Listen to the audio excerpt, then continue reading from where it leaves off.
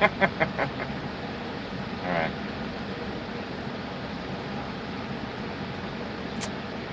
What's up, dude?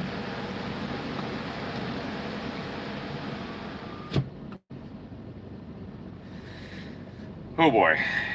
So, I am on the dyno right now, and I am about to tune a 5th Gen Legacy. The 5th Gen Legacy is a bit of a weird car, because it's the first one that had the low mount turbo. So, for those that don't know or haven't realized, the 5th Gen Legacy is the test bed, the Legacy is the test bed for Subaru. They use it to, wow. Okay, so they use it to test their ideas, basically, right? So if you look in through history, the Legacy is almost always the first one to get something, right? It's the first one to get a low mount turbo. It's the first one to get a turbo, actually. First one to get twin turbos. It's the first one to do a different geometry in the suspension in the rear. It's the first one to get CAN bus. It was the first one to do a lot of stuff. So the Legacy has always kind of been the test bed for Subaru. And so the 5th Gen Legacy is testament to that in an extremely obvious way. It's the first one to get the low mount turbo, but it did it on an EJ. It's the first one to get the 5MT based 6-speed that they put in the FA. It's the first one to get the engine mounts that bolt to the tranny and the front of the engine. It's the first one to do a lot of stuff. The first Subaru with electronic parking brake. The first Subaru with, I think it was the first one to get like the eyesights and the visibility stuff. That's the first Subaru to get dynamics control. VDC came in the Legacies long before it came in an Impreza. It's the first one to get all sorts of stuff, really. Like, I mean, the list just goes on. It is the Subaru's test bed. And in this car, they did the low mount turbo on an EJ, which is very interesting. But currently, I'm involved in an airplane engine, and we're designing and building it from scratch. It's a clean sheet design, and I can't tell you anything more than that about it right now due to NDA legal stuff. But we believe it's going to change aviation as we know it, because we're doing stuff that nobody has fucking done. Now, it's really cool, but there's a thing that it's also going into a new aircraft that's being designed. I'm not on the aircraft team, I'm on the engine team. Now, with that, you don't test a new engine in a new airframe. You don't do that. You test a new engine in an established airframe or a proven airframe. You test a new airframe with a proven established engine. You don't test them both, right? And so Subaru kind of did the same thing with this car. They tested the low mount turbo setup on an EJ, an engine that they knew. They didn't test it on an FA, right? So they took a step. They said, okay, let's try this low mount shit. They put the oil scavenge pump on the back of the cam. You know, they put the turbo below. They did the top mount. The top mount's practically identical to 15 WX top mount. It's actually a really good top mount. I like it a lot. It's thick. It's like this fucking thick, right? It's way thicker than most of the other ones. It's really long. It's got a good volume to it. So it like they did cool stuff on this, but on an EJ. And then they took it and they went to an FA, right? And then they tested the new engine with an existing turbo set. They did change the turbo brand, but the format's the same, right? The transmission they tested in here. So there's a lot of stuff that they did that kind of reminds me of the airplane thing they were doing. But with that being said, the guy that owns this, nice guy. He wants to be involved a lot and that kind of stuff. So he actually tell me things that are often irrelevant about the car for what I'm doing. But that's totally fine. Like I said, nice guy. Wants to be involved, wants to, you know, be part of it. Obviously, he's not part of the tuning process, but I gave him a good rundown on how it goes.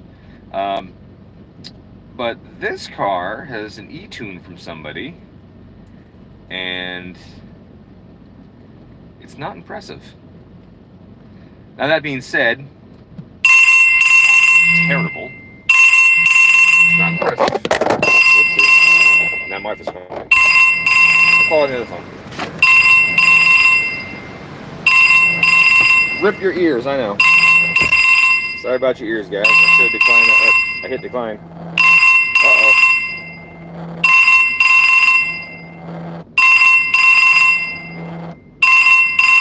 think the phone's broken. I don't know why it kept ringing. I hit decline. There's nothing on my screen.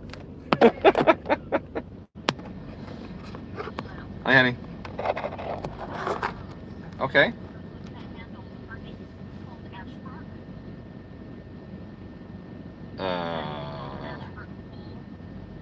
I don't think so. That doesn't sound familiar.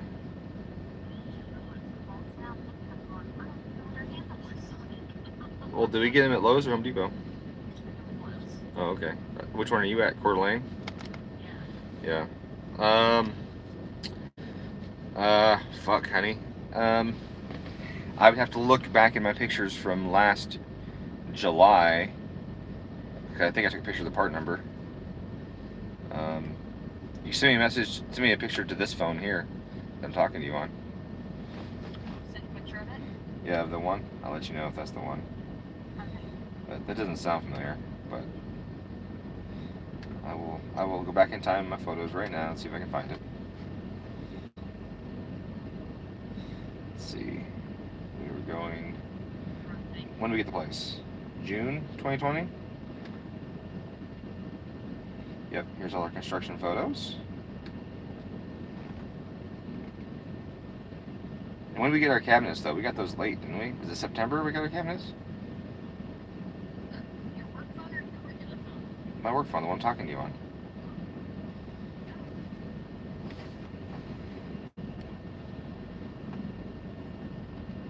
Honey? Hello? Teresa? Hello?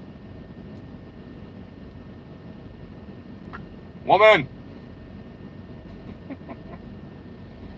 Hello?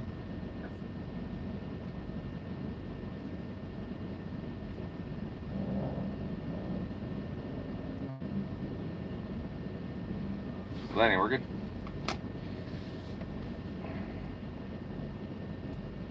Anyways, this guy got an Etune, and it's fucking bad. I'm not going to say it's bad, like it's unsafe, because technically it's very, very safe. Anytime you run 27 degrees less timing on a car than it came with from the factory, it's probably going to be pretty safe. Yeah, 27 degrees less timing. In the mid-range, so like when you're trying to accelerate off of a stop sign, it's got 27 degrees less timing. And the thumbnail is actually the comparison map between the base timing from the factory and the Etune. Now, that's the other thing too, right? This Etune was done with Race Tuner, not Pro Tuner. So I think it should be a pretty good indication to somebody. If you have to use Race Tuner for an Etune, you're probably dealing with the wrong fucking guy. And that just it still blows me away that people be like, oh, you're not qualified to fucking tune comp stuff? Let me give you some money to tune on comp stuff. Like, how the fuck does that make sense, right? The dude needed you to acquire a Race Tuner so that he could send you maps. Sorry, that guy shouldn't be tuning your car. Just plain and simple. The guy shouldn't be fucking doing it. And it's an Etune, so not only is he not qualified, he's not certified, he's doing it as an Etune remotely. To me, that's just fucking asinine. And then when you see the results, like I see here, it all makes sense. I told the owner, dude, this has got way less timing than it should. And he says, oh, well, that makes sense. My son's car, who has the same exact car that he does, would always leave me behind at a stoplight in the, oh, that looks right.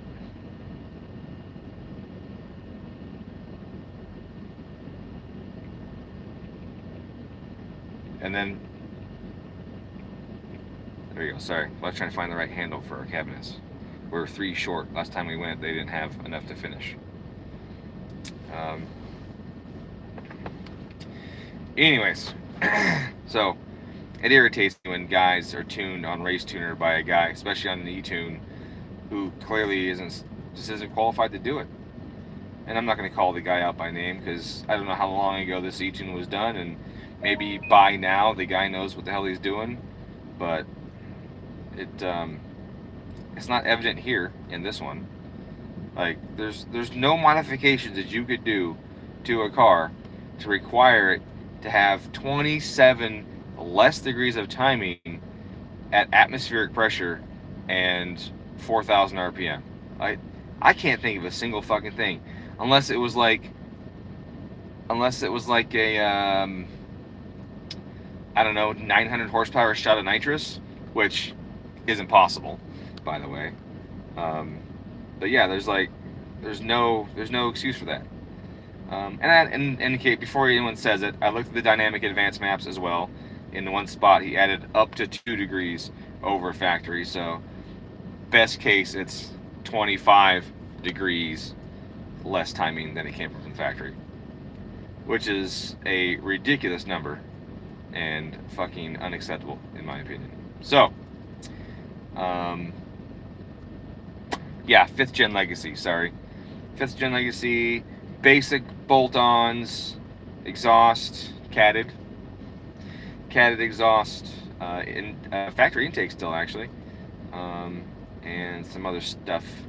I'm actually going to look it up right here in just a second just to make sure.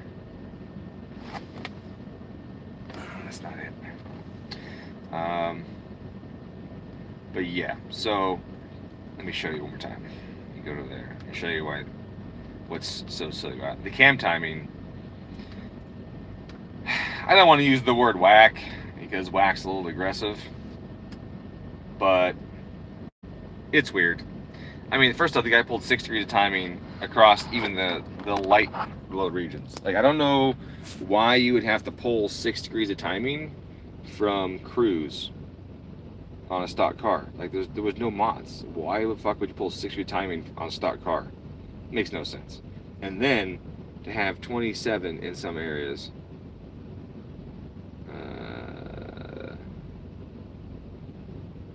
28 in some areas. Look at that. All right, so here's the comparison map right here. I don't know if you can see on the phone or not, but oh, you know what? I flipped the phone around. I have the technology. So this shows that it has 28 degrees less timing right there in the middle. Beep. Trying to get to it without looking. There we go, right there. And if I hit this button here, you can see that it's a 1-1 load. 1-1 load and right around 4,000 RPM. This car would be a fucking dog. And there's factory 40 at 1-1. Like, come on, dude. 27? 28? 28? I saw 20. 28? Come on. What is that? And just before anyone says anything, no, this isn't a Steve tune. Steve was known for doing that for a long time, and people would fucking bag on him all the time because he would do that same thing. He would pull all the timing out of it. This thing does not want to sit right there. He'd pull all the timing out of it, and it'd make the cars a total dog leaving the sign. And then the turbo would hit, and guys like, wow, dude, the car feels so fast because the turbo hits such fucking pounds. Yeah, I almost think that was intentional. I don't know if that was intentional for him or not. I'd rather think it was intentional, because if it wasn't, then it was just dumb, and I don't think he's dumb. So I think it was intentional to give the car the perception of speed that didn't exist, honestly. So no, it wasn't a Steve tune, nothing like that. I would prefer that it. No, Steve's doing fine. He's working at PRE now, tuning from what I hear. He's doing fine. No more HMS, but he's doing good. And he still has a bunch of customers, and he tunes a bunch of cars. And that's what every tuner wants, right? They want to do that. So he's good. Steve is fine. Like I said, I don't hate Steve. I don't have any fucking ill towards Steve. I was talking about what happened before. And of course, they zeroed out the closed loop, open loop delays, which you don't have to do anymore. If you know how to use the closed loop tables, you can target something that makes sense and have the ECU do that. And then, boy, something with these freaking torque tables. I'm really confused what he did with these requested torque tables for throttle position. Target throttle. Weird.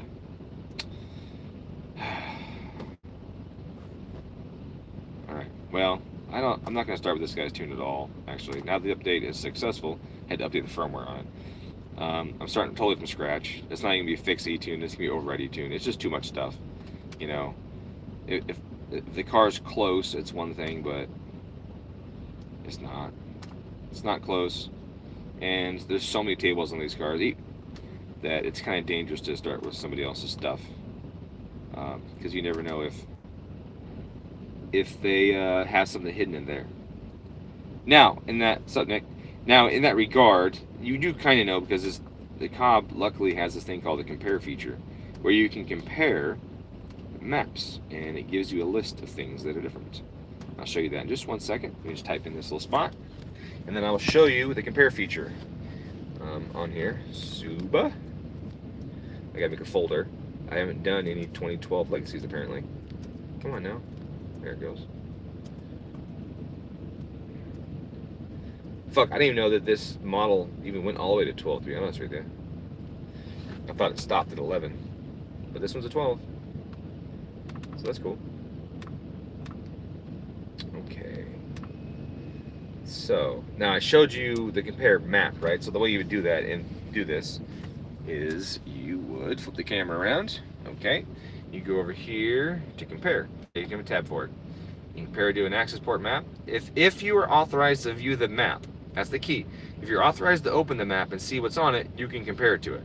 So you compare to access port map, compare it to stock. It just automatically populates the stock values in the comparison, or other stock. Like say, you know what, I want to compare it to a 2010 Legacy and see if it's different, or an 09 STI and see if it's different.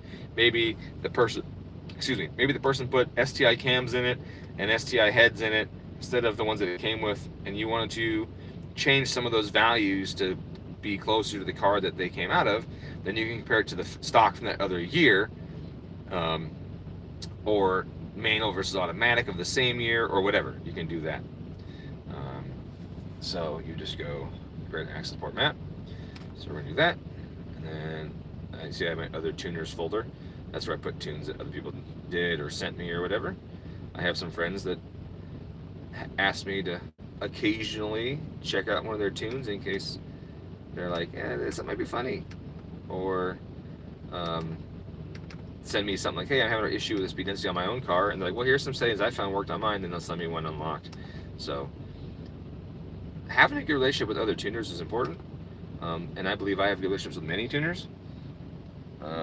Obviously not whoever this guy is, because I just said that he sucks, so I don't know who he is. I've never met the guy, I've never heard of the guy. I never heard of the guy until today, so I don't know what caused it. Okay. Oh, that's you. Yep, Travis is on there too. Travis is one of the guys that will be one or the other. Might ask me for help, or I might ask him for help. He might send me something that works. Or in the case of that one you guys saw there, I think I was helping him with the launch control. Okay, so now what happens is that's weird. It didn't, I fucking hit enter and just skipped out of it like a dummy. So we'll go back to that again. We'll compare it to a stock map for this car. So we hit enter. Then it says, there you go. Now it shows you all the tables that are different. Everything that says 68 tables with differences. And then you can go through and you can go, oh, interesting. Then it says tables that are found in one of the maps but not the other one. And then the tables are found in the other one but not the primary one. Then there are different ones for the DTCs, and then ones that are found in one but not the other. So like some of these cars don't have the same, which is really weird actually. How could this, they're 2012s, how could they not have that in there? Oh, that's turned off, my bad, I misunderstood what I was reading there. Interesting. And then if you wanted to just go straight to importing them, you can hit the import button, and you can say, I want to import these 6 tables, and select whatever tables you want. You put to the add list over here, and then you hit OK, and then it changes all those tables from the comparison into your current active map. So it's a cool feature. I use it a lot with my own stuff, like if I'm doing speed density tunes. I'll quickly just grab a VE map from another car that I did that has similar mods, and grab that VE map as a starting map, and then bing, click it over, and it saves me having to make an entire VE map, because VE maps are pretty freaking large.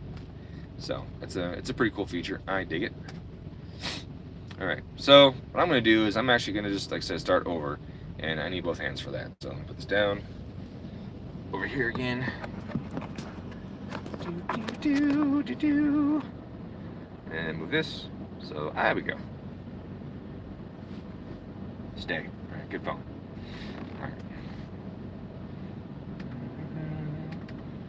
So I'm getting rid of that. Do that. Oh, it's a different map? Oh, that is freaking weird.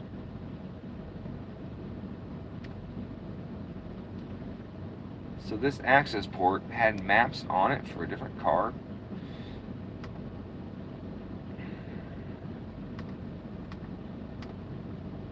Interesting. Had maps for the 12 and the 10. I don't know if he did that himself, or somebody else did that, or if he, well, they reset when you unmarry him. So I'm not sure how they got on there, but that's interesting.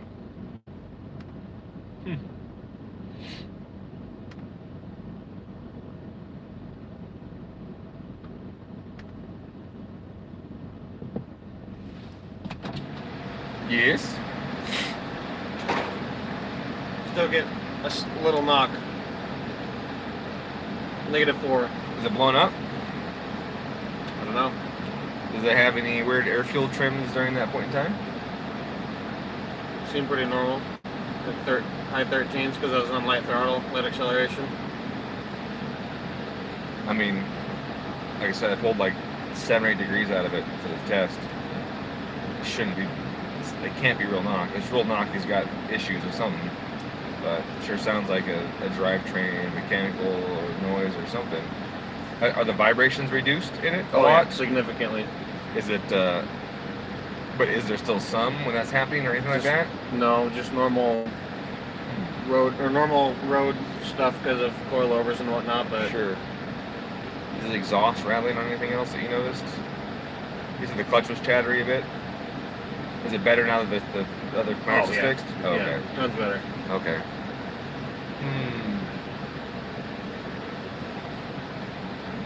Should I leak down test it? I mean, maybe. Yeah, might as well. Just to see. I mean, the tube was beating on the car with a turbo that was way bigger than its injectors. So, it's fucking possible. Could knock be because of lack of fuel? Could it be reading that? Well, not when he's just lightly accelerating, right? That's true. It's at full boost at 5,000, it runs out of fuel. Before then, it's got plenty of fuel. But he put the turbo on and was driving around before he got tuned and railing on it. I was like, hey, that's knocking kind of bad. I need to come in and get it tuned. I'm like, well, you put a different turbo on it. Yeah. So it could be blown up. It could be. It could be. Unless I misunderstood what he said before. Maybe he wasn't. But I'm pretty sure that's what he said. So, okay. Yeah, he got here for a tune and ran out of fuel at 4,800. Sweet. The turbo is way too big. So, I would test it to see. Okay. It could be damaged. Good. Sounds good. All right. Thank you.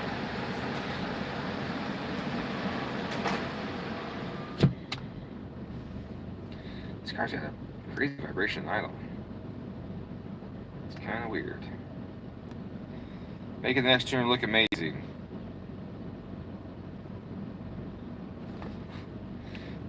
Yeah. Yeah. Well, a lot of people don't know that the stock turbo on an STI is smaller than a good size 16G. I used to think that this STI turbo was the same size as an 18G, and then I started doing a lot of tuning and realized that's not the case. Like a 16G XT from Blauk flows way more than the factory turbo on an STI. Holds way more boost and everything. So, a lot of people don't know that. They don't realize that. They think, oh, it's 16G, it's a small turbo. I should be okay. That's close to the stock. The 16G from Blauk is way more than VF39. And like I said, he was running out of fuel completely at 4,800 RPM. And that was with 0% wastegate duty cycle.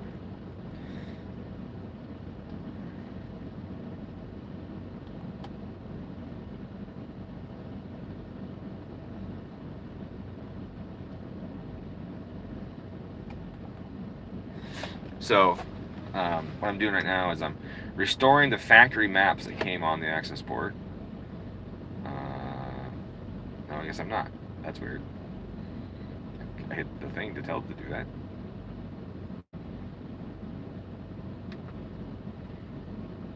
Why didn't it do that? That's fucking bizarre. Let's go back to it again.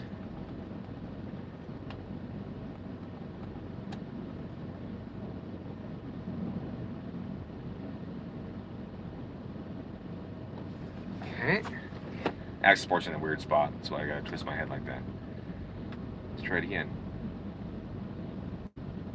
Okay. Weird.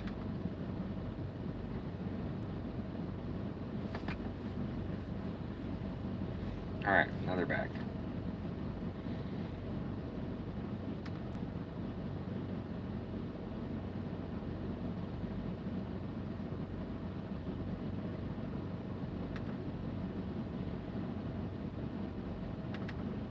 Sorry, I'm just trying to get started here. This take longer to get going than I thought it was going to take.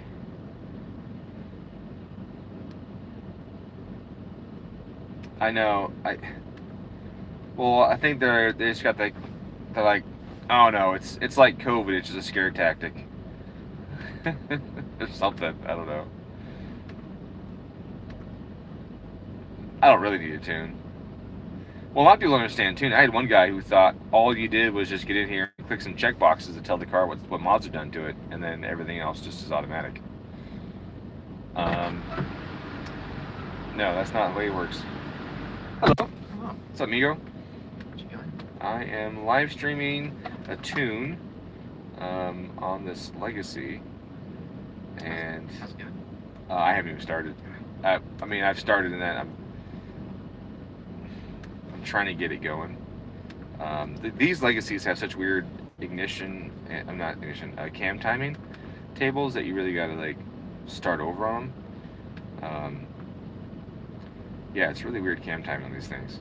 And this guy had an Etune on it. It was done by a guy that should not be E-tuning.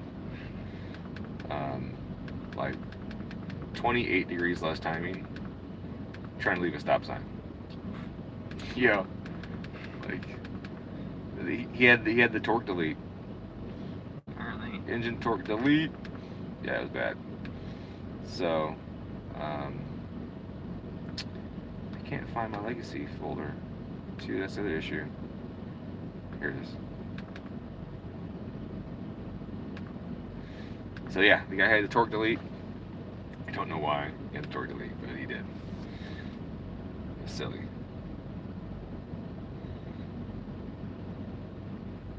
Did I just do the wrong thing?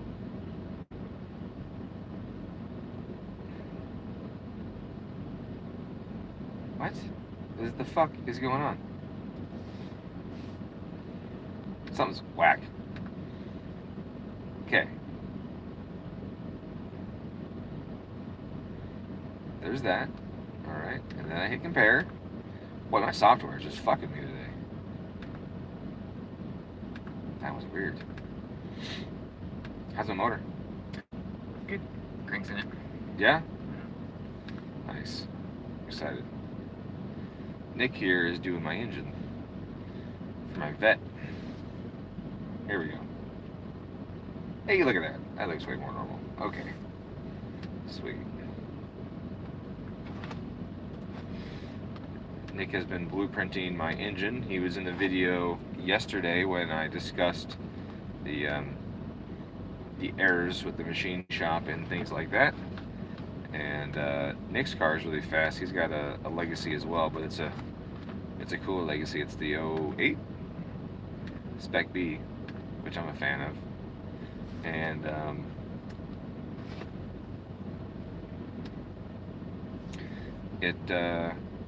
it rips. His is the car with the G25 660 that I was telling you guys about yesterday during our turbo discussion. That's his car.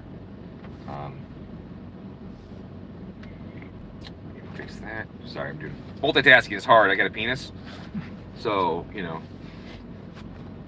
we're not good at it. It's a different Nick than I. Yes, you are different Nicks. For sure. Unless Nick is really sly with his phone and he's actually texting with his mind. It was me the whole time. The whole time? It's Doubtfire. Just if you remember that or not. The whole time. Yeah. What was that chick's name? Sally Field? Is that who it was? She was so pretty. Until she got old. She's still pretty for an old lady. Kind of like Princess Leia. Carrie Ann Fisher. She was a smoke show when she was younger. Smoke show. All right.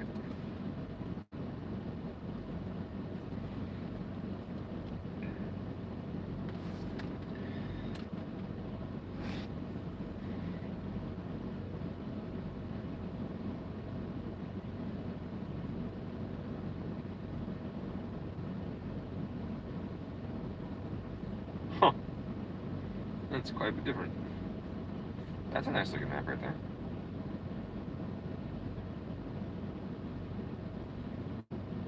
And that's mine. Mine's more conservative. I'll stick with the conservative one for now. I'll start with my conservative one, and then I'll move to more aggression during the tune. That's how you do it. That's how I recommend people do it. Okay. What the hell is that?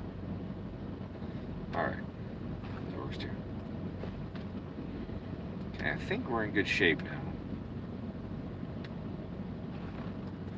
I think we're in a position that we can flash this and start seeing how it drives. I bet it gets out of its own way.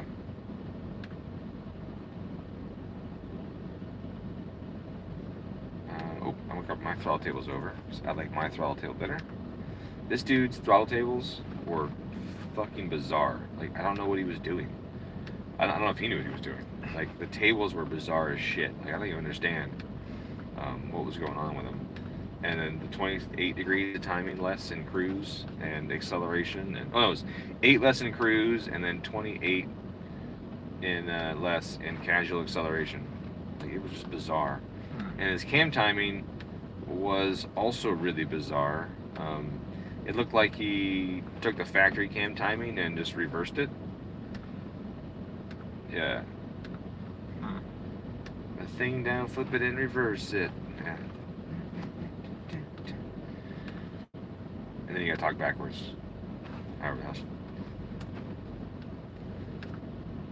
So it should drive like a whole new car. It should, yeah. And so like one of the guys said here in chat, he goes, "That's great work to make the other tuner look better." You know, and really that's exactly what he's doing. He's gonna make me look good. Yeah. His son's gonna start getting stomped because they race each other playfully, apparently.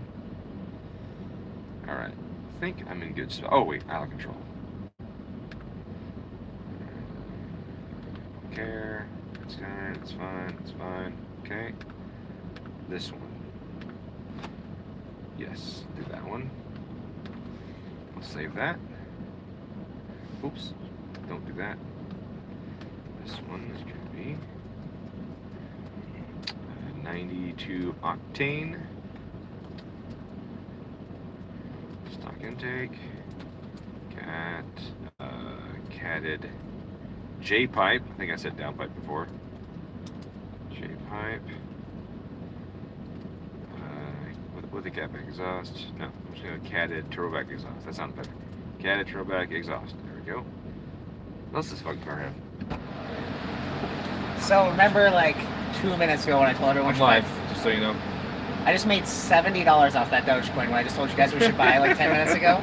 It is literally up $70 since 10 minutes ago. Now the problem that you're gonna have though is that you can't sell on Saturdays. No, crypto goes 24/7. Oh, does this one? Yeah. Okay, what's that one say? I threw $1,000 at it. Oh, that's funny. It's wild. I just walked back. Remember, when I was like, I don't know, I got a hunch. Well, now it's dumping. Well, I'm gonna sell out now. I'm rich. Great. I have made $60. I can retire. What the fuck did you guys do this car? I would just put a J-pipe on it. Just a J-pipe? Yeah. Fix that exhaust. J-pipe, exhaust leak, still stock up top. I think Right. I think your viewers heard me, and people are selling now. Yep. Yeah, fuck you. Good job, guys. Fuck his crypto dreams. I only They put a... So Chase got a Corvette, and it's silver, right? And my Corvette is also silver. His is newer and better in lots of ways, but mine rides way fucking better. Like, my shit's firm, it corners really nice, and it's got way more top end power, but his has got way more torque in the mid range. It's definitely squishier, but it's a good looking. It's a fucking Grand Sport. Grand Sports are great looking cars, right? And they got the dry sump and the LS3 and the good ratios in the transmission, because I frankly think the Z06 ratios in the C6 kind of suck. Even though I have a C6 Z06 transmission for my car, I don't like the ratios that much.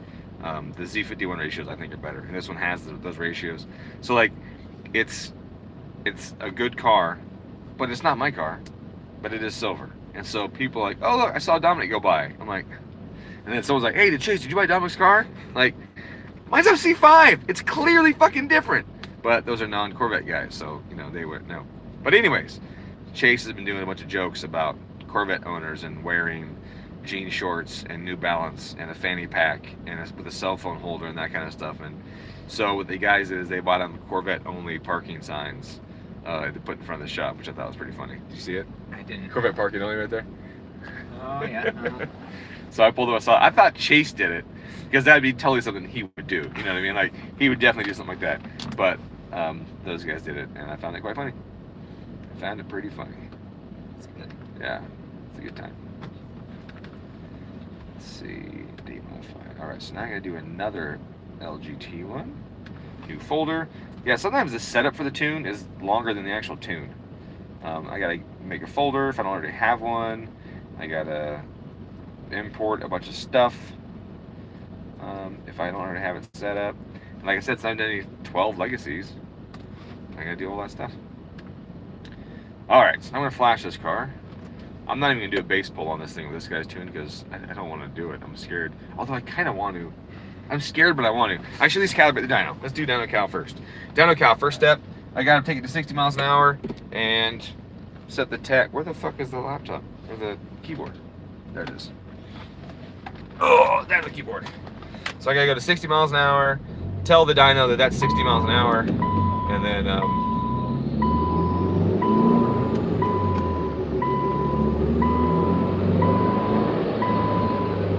you see the boost gauge? What did that dude do in this tune?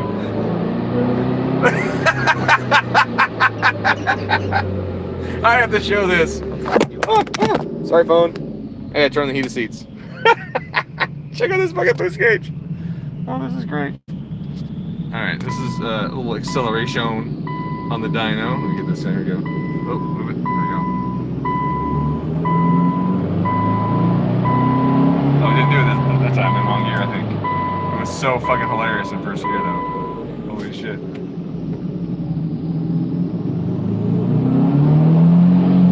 That won't do it? Now, like, it's on. I put it on the spot. It won't fucking do it. What's going on here? It's camera shy. It's yeah, right. Stupid boost gauge. Try this again. I'm probably trying too hard.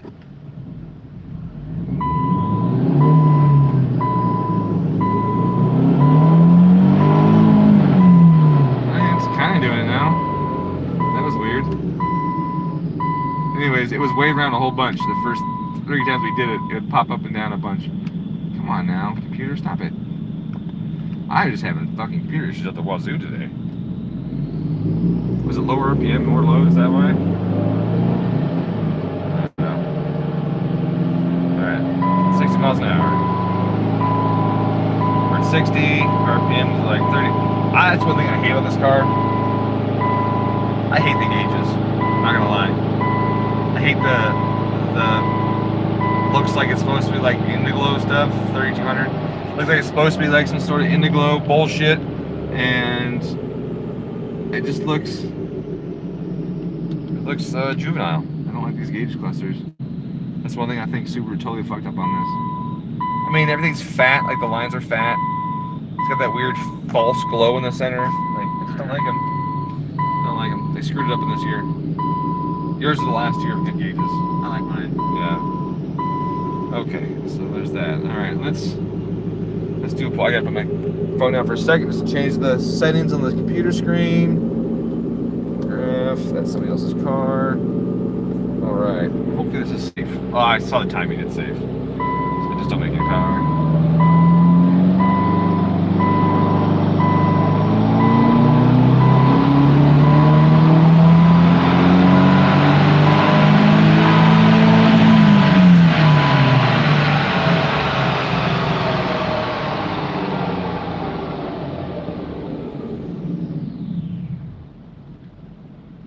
Wow, torque's high, which is surprising as shit. Of course, I got the RPM axis set up wrong. They fixed that.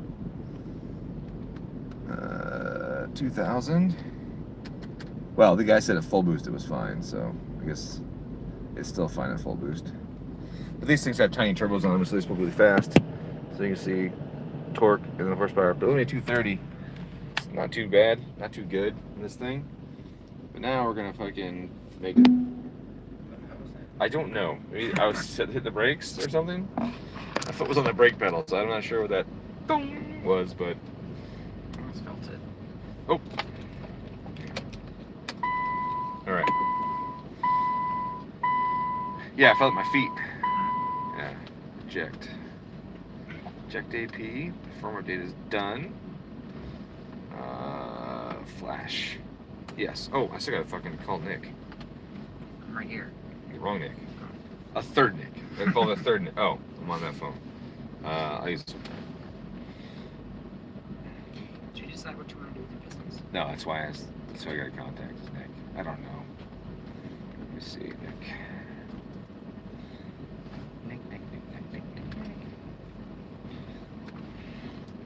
So how loud do you think an LS will be with 0.006 thou piston to wall clearance?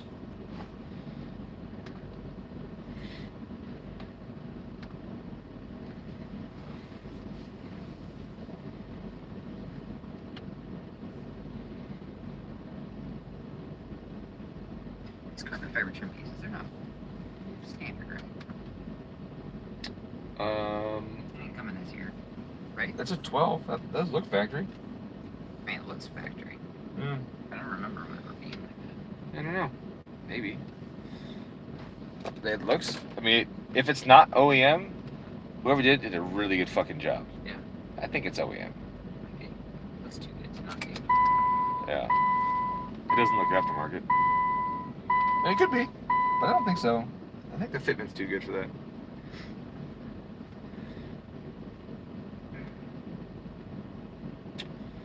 Reflash successful. Okay.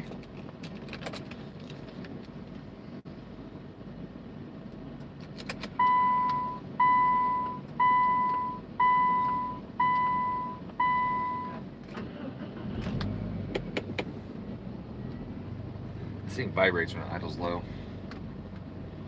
Makes you think that there's something loose in the exhaust or something. What time is it? Is that time right? Is it 2:16? I don't have my phone with me. All these clocks say 2:16, so it must be right. Yes, it is. Okay. All right, go live. Now we're going to look at this. So, tiny turbo. With tiny turbos, what kind of things you got to worry about? Tiny turbos, you got to worry about back pressure. Back pressure is the biggest thing. Back pressure is the killer of engines. Back pressure is the killer of horsepower. Back pressure is just a killer, right? And when you have a really small turbo like this car does, back pressure is something you got to deal with. The F820 has a lot of back pressure. One reason why it knocks so freaking much. It just, a lot of back pressure is bad. And so your cam timing will affect your back pressure a lot. In my cam discussion, I think I talked about exhaust gas blowdown or exhaust blowdown versus expansion. An earlier opening exhaust valve reduces expansion coupling but increases exhaust blowdown, while a later opening one gets more expansion coupling and has less blowdown. Blowdown is an interesting term, and if you think about it though, it kind of makes a little bit of sense. If I have the ability to couple more expansion, in other words, if I have that volume trapped in the engine and the exhaust gas is expanding and pushing down the piston, then that means if I open the exhaust valve earlier, there's still expansion going on, right? So now that expansion blows out the exhaust valve, right, and blows into the exhaust. So I'm blowing down the exhaust with the expansion at the motor. Now, it isn't a big deal. You don't lose a lot of horsepower on it because near the bottom of the stroke anyways, the piston is slowing down. The angle on the rod is really steep, you know. Oh wait, it's not steep, it's straight up and down. Sorry, straight up and down, and then it's sweeping, right? So the path of the rod is steep, right? It's going swinging across the bottom of the stroke. So as it's pushing, if you look at the rod angle to the crankshaft, it's this way, right? The rod's pushing down, the crank's pointing down. There's no more torque being transferred in here. So coupling expansion at the bottom of the sweep doesn't do shit for you. Like there's almost no power to be transferred here. When it's higher up, right, and the rod's more vertical and it's pushing down on the crank and I'm coupling expansion, lots of leverage here, right? Long lever arm. Then as it comes down, like this and swings to the bottom, well, there's no more power being transmitted there. So opening the exhaust valve early doesn't really hurt you any. And opening it late can hurt you. It can hurt you because your exhaust gas pressure now has to enter the engine right as the piston starts moving up. Now that might be like, oh, what's the big deal with that? Well, if you open the valve earlier and the exhaust starts to expand and move out, the force of the expansion now is pushing exhaust out of the engine, right? It's pushing it down the pipe, and the flow is beginning to move, right? You're getting this, you're establishing flow in the port and in the exhaust. And then when the piston comes back up, it doesn't have to push everything out anymore, right? You let expansion push a bunch of exhaust out. Now the piston comes back up for the exhaust stroke. It no longer has the job of pushing out as much mass because a bunch of mass already left. Does that make sense? So earlier exhaust gas blowdown can give you more horsepower, but it also reduces back pressure because it establishes flow over, I'd say, an early period or longer period of time, and it lets the back pressure the piston feels is less because more of the mass has already left the engine. So opening it earlier can give you a big boost in reducing back pressure, so boosting power by reducing back pressure. So if I'm going to do that, how do I open an exhaust valve earlier? I advance it, right? If I'm opening anything earlier, I'm advancing the exhaust valve. So which direction does your AVCS take you on the exhaust? Well, on the exhaust, if you add a number to your AVCS table, you're retarding the exhaust cam. So if you have 30 degrees of exhaust retard on the exhaust cam at red line, then that means that valve is not opening until near the bottom of the stroke. You're not getting any blowdown. If you open it earlier, then you can get more blowdown out of it. So that would mean that the exhaust, the number in the table, will be closer to zero. Whether you go to zero or not, that isn't always beneficial because you have to think about the other end of it too, right? Where if you open it earlier, then you're shutting it earlier as well, and then that changes the dynamics of the intake to exhaust relationship. Because at the end of the exhaust lobe is the intake lobe, and there's a very dynamic relationship between the two of those valves. So opening it earlier is great for blowdown, but it might hurt you in the overlap side on the other side of it. So overlap's important for engines too. Not too much, not too little. It's like the Goldilocks, right? Man, I even got stuck on my logging parameters because I haven't done a 12 yet. Ratio. Done a lot of 10s, done some 11s, but no 12.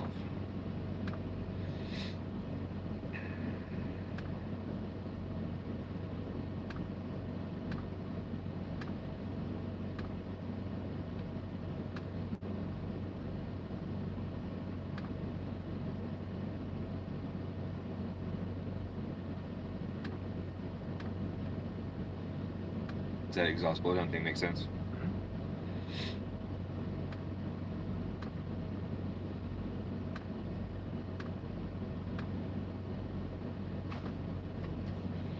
Okay, there's mine. Wow, really? 12% at idle?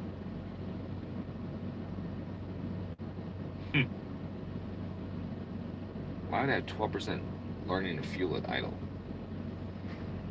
Because it's a Subaru. Yeah, that's odd. Let me verify the math cal. I just swore it's still a factory. He's got a factory. He does have an AM filter in it, but that shouldn't affect it that much. I mean, it might affect it a smidge, but it shouldn't affect it much compared to stock. Math cal is stock. Let's see if it covers any more areas by driving it. We'll see. Whoopsie. 12.5. That's crazy. What the hell would cause that? 12 is not much that's not enough for it to be a big vacuum leak. If it was, that'd be like a tiny, tiny little leak. Injector degradation, heat, soak can cause all kinds of weird things like that, but it's definitely a weird one.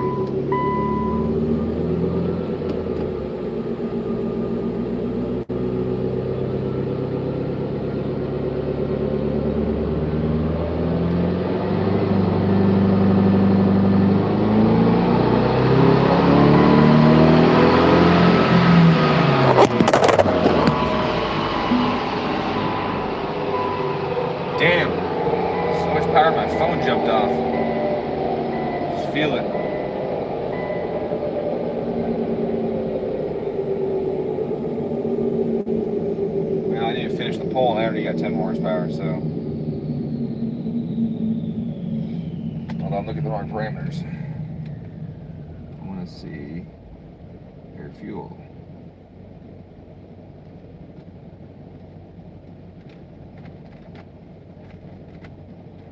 Almost the exact same air fuel as the other guys' tune. Interesting. I mean, it's like identical to mine. And it's lean as fuck. Why is it so lean? Well, it's got a cat, so it's going to read leaner in the wideband. That's weird. Let's see what the factory sensor says. Factory sensor says it got as rich as 11.5. I'm showing 12.5. Usually half a point with a wideband is what you get. It knocked a teeny bit on my little pole there. 13. It's not aggressive. 13 degrees.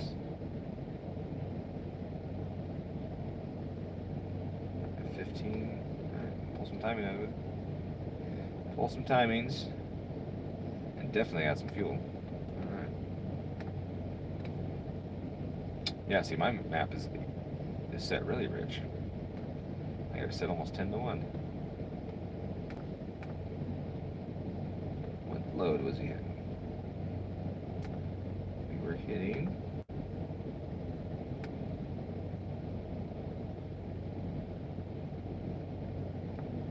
Oops. I didn't log load. But I can calculate load because I have a brain. I logged mass airflow, so I therefore can do load. Alright, so I get my calculator out. So load is airflow. I want it right here. So 180 times 60 divided by RPM.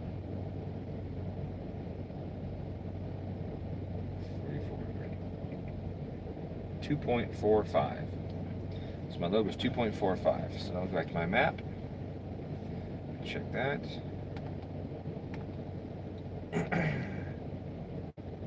Okay, not the richest point on the map. I'll reduce that. Then let's do that. 2.6. Oh, I can't do that. Fuck you, Cobb. I love you, Cobb.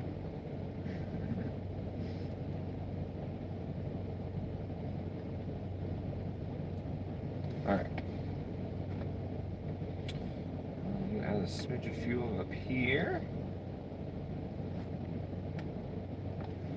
Taper in some there. Let's do there too. You got any questions? You guys are kind of quiet today. Typically there's a lot more questions by now.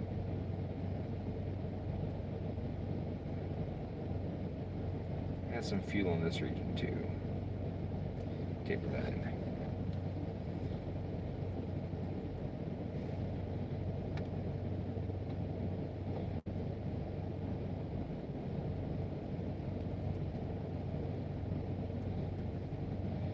Everyone's like, nah, you can answer all on Discord, we're good. Does everyone here know about the Discord channel? And there's only 12 people in here now. I started a Discord channel. I try and discuss, I can't talk, words are hard. I try and discuss tuning with everybody in the channel. Try and give as much of my experience and education as I can. Answer questions as much as I can and do whatever I can to make people either more comfortable with it or just understand more of what's going on with tuning and engines in general. So my goal overall is to just increase everyone's level of knowledge when it comes to engines and engine fundamentals.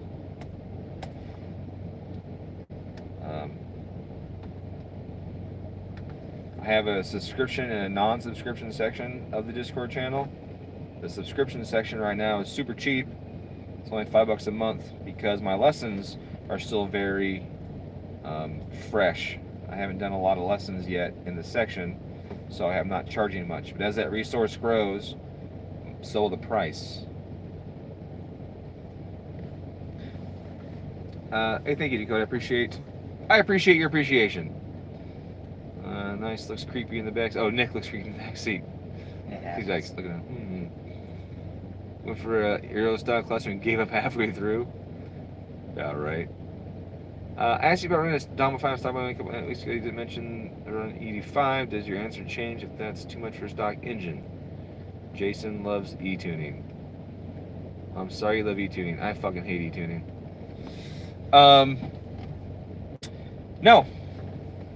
I mean, it depends on who your tuner is. First off, like that's important. A lot of tuners don't understand ethanol or don't even understand engines. And I get guys. There's one tuner in particular who tunes rally cars that kept lifting heads almost every event. And he came to me one time. He's like, "Hey man, I have an issue holding his heads down. Like, what's going on? Can you help me out?" And I said, "What do you got in the setup?" He told me the setup, and I said, "Oh, so you have what? 25 degrees of timing at peak torque?" And he goes, "Yeah, it's exactly what I have on there." And I go, "And that's exactly your problem, right?" A lot of guys, for some reason, think that just because it's not knocking, that it's not a problem, or that it's okay. You can throw more timing at it. Well, the power kept going up. That's not okay. There's parts in the engine suffer when they're tuned that way. So just because it's not knocking, and just because power seems to be increasing, maybe just by a little bit, doesn't mean you're doing the right thing. Also, if you race on a dyno tune, you're probably going to blow the car up. The heat soak on a race car is a completely different heat soak than you get on the dyno. The profile, the heat profile, is completely different. You can heat soak a car on the dyno and let it and do a bunch of pulls and stuff, and it still won't be the same as the racetrack. And this is why. Heat soak on a dyno generates more from the outside in. The engine bay is really hot. The exhaust is baking everything. There's not a lot of airflow through the engine bay. You got small fans on here, right? Most of dyno heat soak is outside in. Track heat soak is inside out. The heat source is continually from inside the motor. The heat source is the power that's being produced, and the engine bay themselves don't get that hot because air is continually moving through them. When you stop the race, yeah, the temperature goes through the fucking roof in the engine bay, right? Because everything is really hot in there. Now, with a lower airflow rate through the engine bay, yeah, it gets super hot in there. So people go, well, the engine bay is always hot in a race car. Not really, not during the race. Close to the exhaust pipes, yeah, sure, right? Right behind the radiator, probably pretty warm. But overall, there's still a lot of airflow moving through it, continuously pulling heat out. It's not just sitting in there cooking everything. And an example is like my Corvette. On the dyno, I do some pulls. The headers start melting inside of my car. They melt. Wire looms. It caught on fire twice in the last tune, right? That doesn't happen on the road because airflow is moving through the car. So if you race on your dyno tune, you're probably going to blow it up. If your tuner went till it stopped making power and it was like, yep, that's your tune, it's probably going to fail. And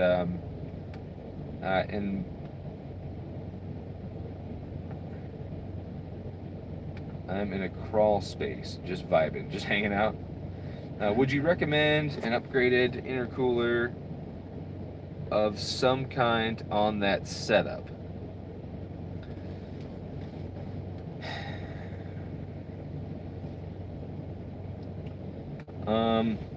Short answer, yes. Long answer, good luck finding one.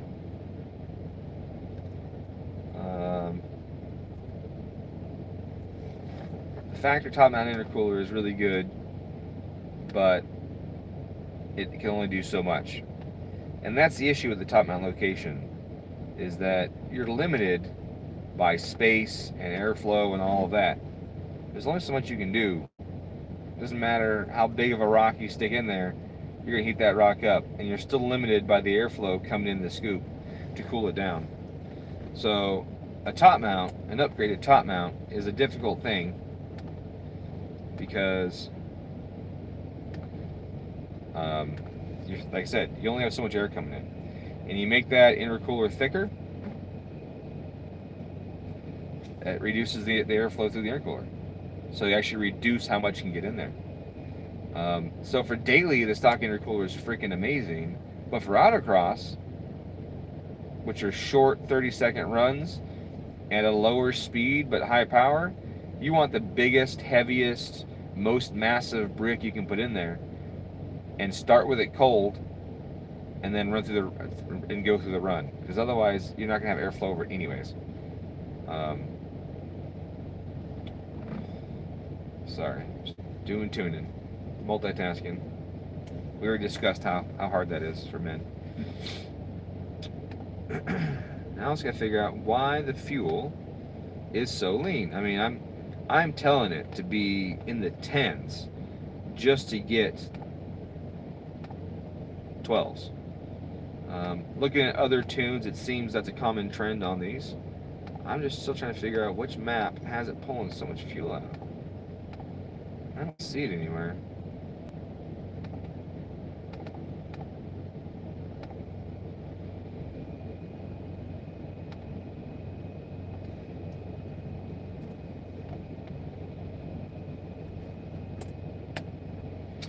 I wasn't sure if autocross runs were long enough to heat saturate the larger bar and plate top or something. Yeah, you can get them hot pretty quick. You can get a bar and plate hot in one pull. In one gear, you're smoked. But that's just kind of what you're kind of stuck with. If you don't have the heat, you don't have the heat. If you don't have the mass and you have the heat, you can't get rid of it. You don't have the mass and you have the heat, you can't get rid of it. That's just kind of the way it is, unfortunately. It's kind of a shit deal, honestly.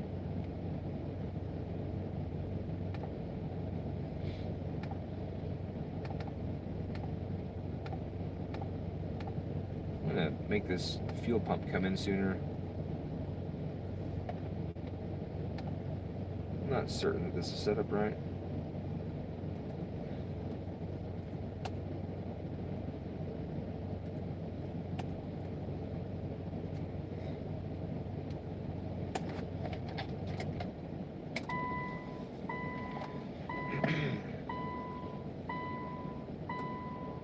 Right, and that's the issue with front mounts too, right? You only have so much air that can make it into the engine bay, or through the frontal area, or through the scoop, and all of that. And so the most effective way to utilize that airflow is typically going to be a tube and fin heat exchanger. That's why every heat exchanger on the car from the factory is a tube and fin heat exchanger. It's not a bar and plate. And like I said before, I don't know of any cars that come with bar and plate from the factory. I can't think of any. I haven't seen any ever. And so you have the same issue with the top mount. You have less frontal area, less pressure pushing on it, and the same size opening, regardless what intercooler's there. Yes, I do. Sorry, again, penis, multitasking. How do I get the best out of the available area? How do I get the most BTUs extracted from it? You get the most airflow through it. And that's plain and simple. You need to have the surface area to transfer the heat from one medium to the other, and you got to have the flow rates to transfer the heat. It has to be a delta T. If you look at heat transfer, right, it's dependent on time, surface area, and the delta T are like the biggest factors. You got to have room for the transfer to occur. You got to have time for it to occur. And you got to have a difference between one temperature and the other for it to occur in the first place. And all of those are important. Unfortunately, you only have so much surface area in your scoop, so you only get so much air in there. So I need to maximize usage of that. And adding a restrictive bar and plate right there doesn't maximize the airflow through that scoop. It only makes the car better in drag races, really, because you can't get the heat out.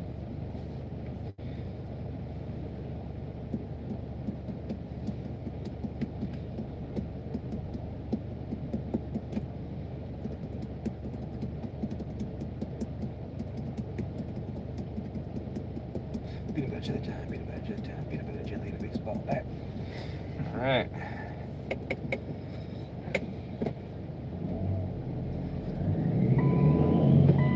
Well, this is weird. The boost isn't popping to 0 when I accelerate lightly. The throttle blade just slammed its way open with no timing. Huh.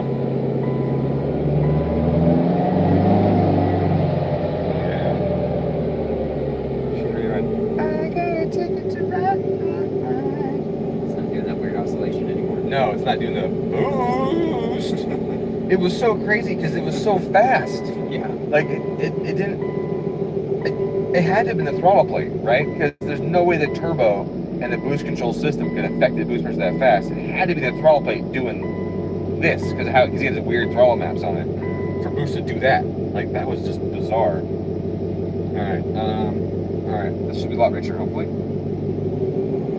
And no, it's not missing a Dogecoin.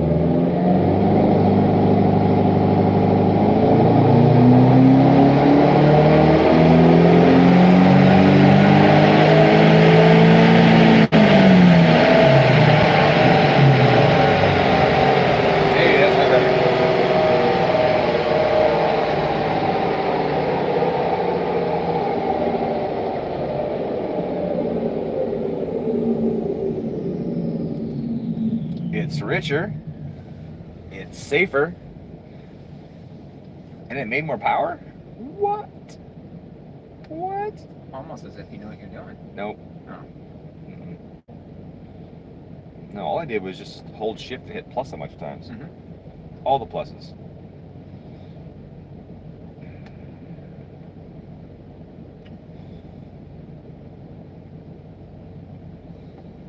Impossible, I know. Here's an uneducated, or an uneducated.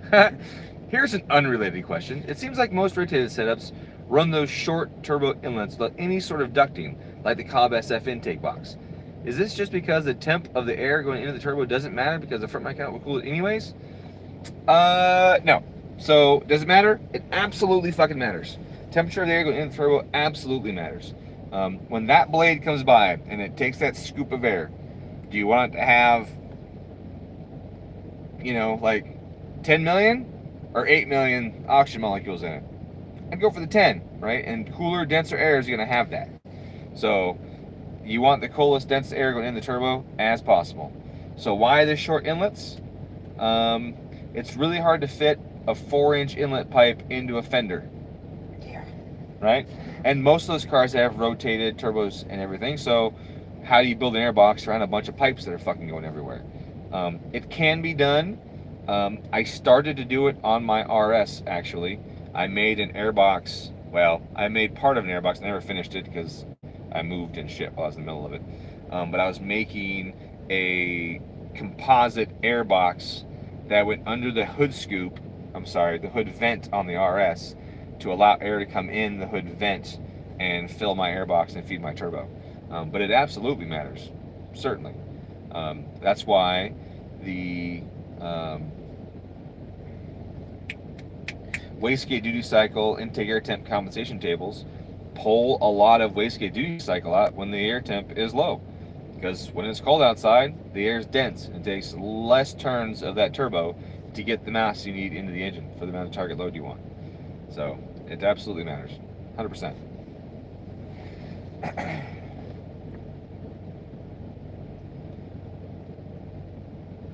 Literally, it's literally cool. That's my dad joke for the stream. He said, "Oh, that's cool." Let's see. So, on the top end, I've only decayed my cam timing on the exhaust to 17. I wonder if this car would be happier with less up top. And that's kind of the thing, right, with tuning. It liked that change. Does it want more of that? It doesn't always want more of that. And that's part of the thing. But I'm going to try it. I'm going to take more cam timing out of the exhaust. So I'm going to decrease the retard, or I'm going to advance the cam. And I'm going to do it in the high load, high RPM area over 4,500 RPM. and I'm going to see if the power goes up. Does this engine want more blowdown? Does this engine want more exhaust blowdown or not? That's the question. I'm not going to change anything else, so I'm going to take that. Unfortunately, it's not a real-time map.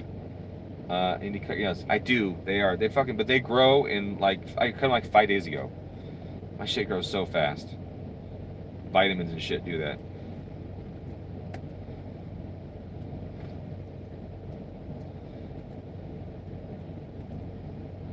I have fingernail clippers in my truck. I have fingernail clippers in my car. I have 2 sets in the bathroom. I have a set in my office. I am cutting my fucking fingernails more than I take a piss, I think. It's crazy. My shit grows so fast. My hair, too. I just had my hair cut, and it was short, and it's already this long in the back. Like, I just had it cut short. And this was last week, 10 days ago. My shit grows so fast. My toenails? The fuck, man? Like, 1 week, Velociraptor. I'll fucking cut you.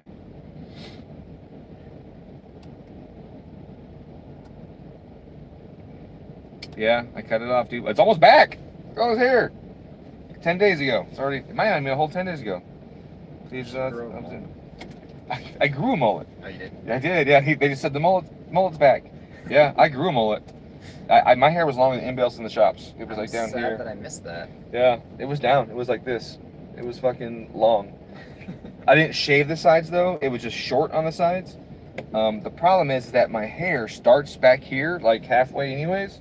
And so it just looked like someone had took it and went and just slid it down the back, you know, and it just looked stupid as shit. Well, it's typically do. Yeah, I know. Well, my hat on looked all right and had the going on, you know. That's still pretty. And my curls were fucking voluptuous, you know. They were gorgeous. And I wish I had long hair, but like all of it. When I went in to get my mullet cut off, this dude showed up and he had the long fucking flowing hair. And I was like, I want that. I want that. I've wanted that forever. And I can't do it now. You know, I grew my hair for a year and a half, and it was like, that's all I got to. But let me tell you, the best part about it, keeps your fucking neck warm, like all the time. When I had that shit there, and because it's winter too, and I was like, oh, this is so nice. I don't have to have a scarf on. Like, I just catch on the shirt even if I wanted to, catch it like that. Like, just kept everything nice and warm and cozy. It was great. Because I'm a fucking pussy when it comes to the cold. Plain and simple. Me too. Like when I had my long hair, my ears, that was Yeah, but you're skinny as shit, so like you have a reason. You have no insulation. I'm a tub. Like, I don't have a reason other than I used to be really good in the cold. I was living in upstate New York, went snowboarding every day after work. We fucking and everything was good. And then I moved to Hawaii in November or December and lived there for almost 4 years. And I moved back and I became a total pussy. It's like my blood thinned out. My body was like, hey, this is where your family and ancestors are from, Hawaii. This is where you should be. And I moved back to upstate New York from Hawaii. And I have been snowboarding probably 4 times since 2004 because I am just a pussy in the cold now. It sucks. It sucks.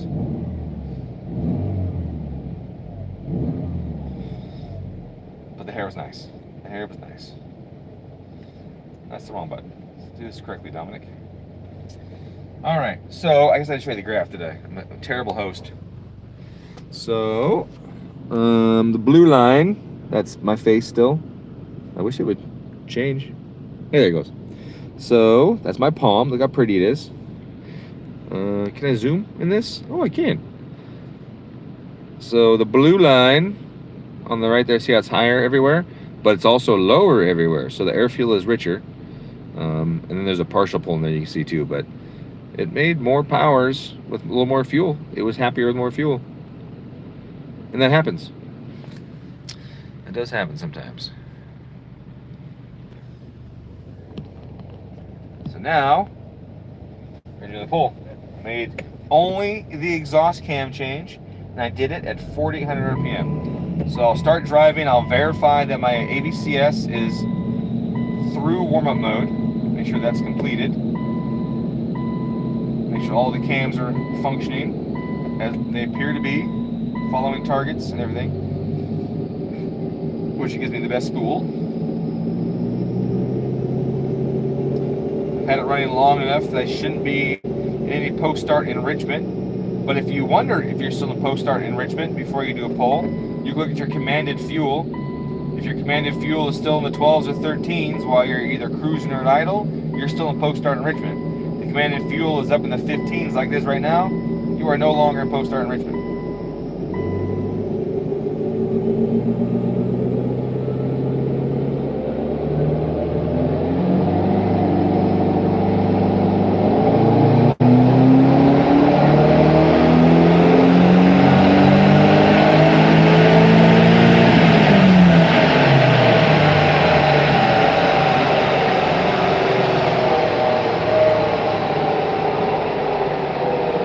Can't see the lines. There's too much stuff on there, so let's pull these two up by themselves. Let's see what we got. Is there a gain or is there a loss?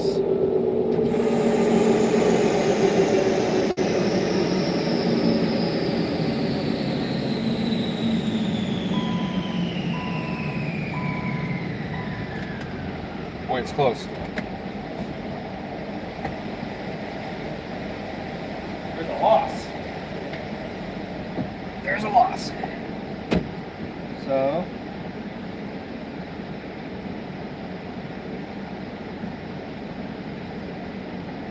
it's about 4 horsepower, under 6,000, and about 9 over it, about the same over it.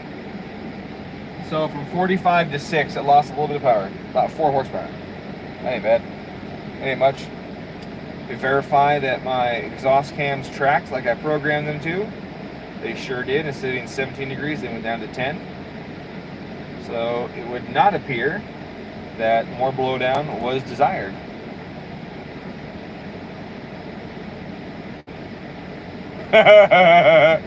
You're funny, Travis. That dyno computer barely fucking works. I ain't connecting to that goddamn thing. We can't even have that on the internet. If that dyno computer's on the internet, like, nope. No network connection to that thing. Fucking shit ends. It's the end of the world as we know it. That's how that thing is. I think the mass airflow sensor calibration of these things is fucking wrong from the factory. Because I gotta add a ton of fuel to it to try and get it to hit the targets. And the airflow number is never even close to the wheel horsepower number on this dyno, and every other Subaru in fucking existence, it's within 10%. This says, I mean, technically this is 10%, but usually it's higher by about 10%. Or, no, that's not true. Usually it's between, it's lower, but like 5 to 10%. So this says 206 and I'm at 240. Like, that's a big difference. And if this said 240, I feel like my fuel ratio would match my commanded fuel.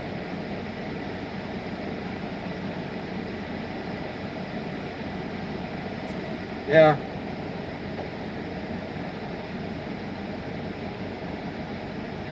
That's just weird.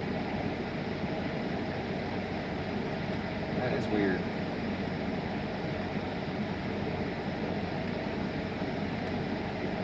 So I'm going to do that. I'm going to add a couple percent to the math cal.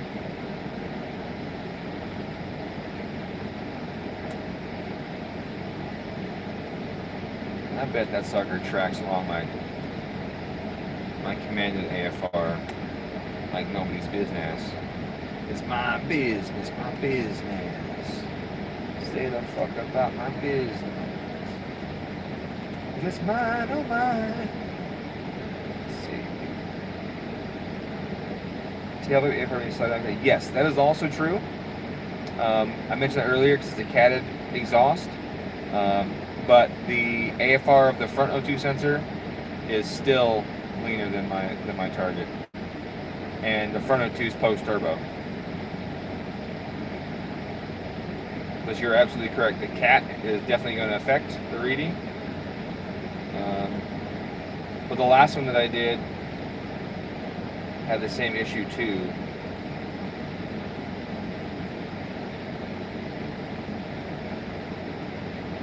the calculated load is low for the horsepower too. Like the calc load is reading quite a bit lower than I think it should be.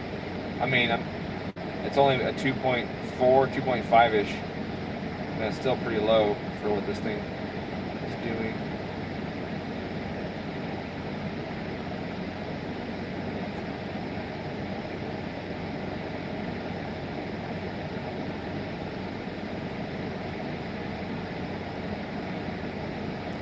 My stomach hurts.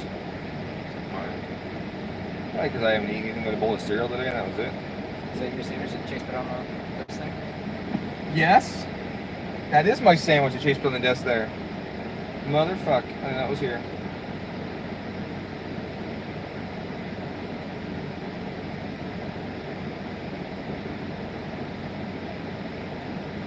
Alright, massage my fuel map some.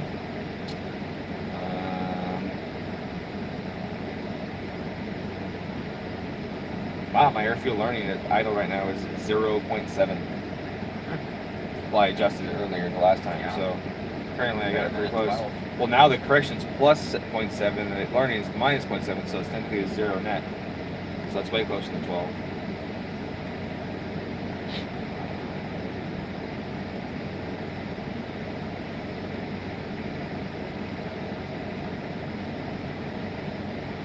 I think that's where it's going to stay. I think that's probably where it's going to be. I know it's going to lean out some on one map and richer on the other. Oh, I got to change the cam timing back. Ready the cam timing. Let's slow down.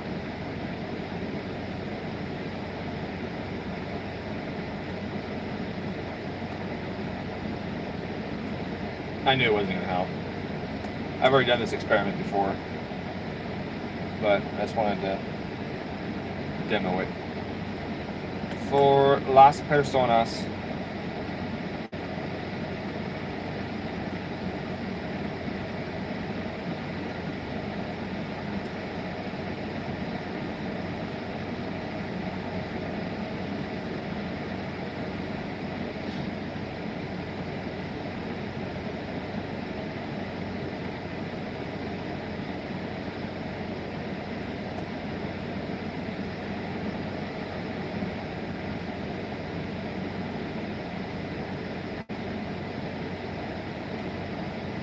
Unfortunately, a bunch of these were reflash based, not real time.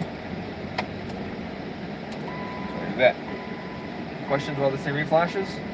Anything I need to answer? You need a sick OBS setup to see real time dyno screen cap.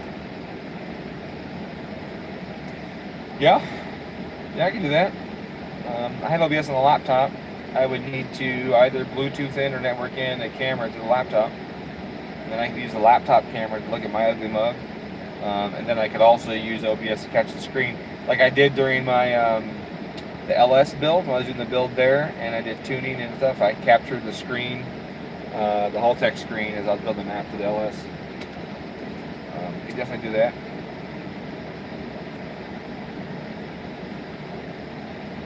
Get a GoPro, mount it over there. Well, the problem is I can't get that goddamn computer on the network or it just flips out. So it would have to be a camera that I somehow ported into this thing. Is your computer still crashing down up here? If the Wi-Fi's on? Yeah. No. Because it's on right now. That's the other thing too that you guys may not know. The Wi-Fi on this laptop would crash the dyno computer. If I turned on my Wi-Fi and I showed up here, it would Chase be like, dyno's running great. I'm like, oh, okay, sweet. I show up on my laptop, I go to tuning car, turn around, the dyno computer's fucking crashed. And we're like, the fuck? And he's like, dude, it's you. Every time you get here, the thing crashes.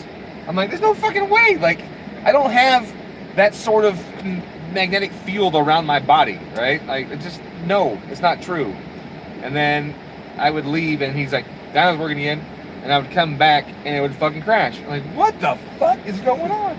And then one day, I got here and the dyno was working, and I fired up Access Tuner and it didn't authorize because the Wi-Fi was turned off on my laptop. And I was like, cannot, authorize your application. And I was like, okay, no problem. Let me just turn on the Wi-Fi. And I hit the button and I saw in the corner of my eye the computer crashed.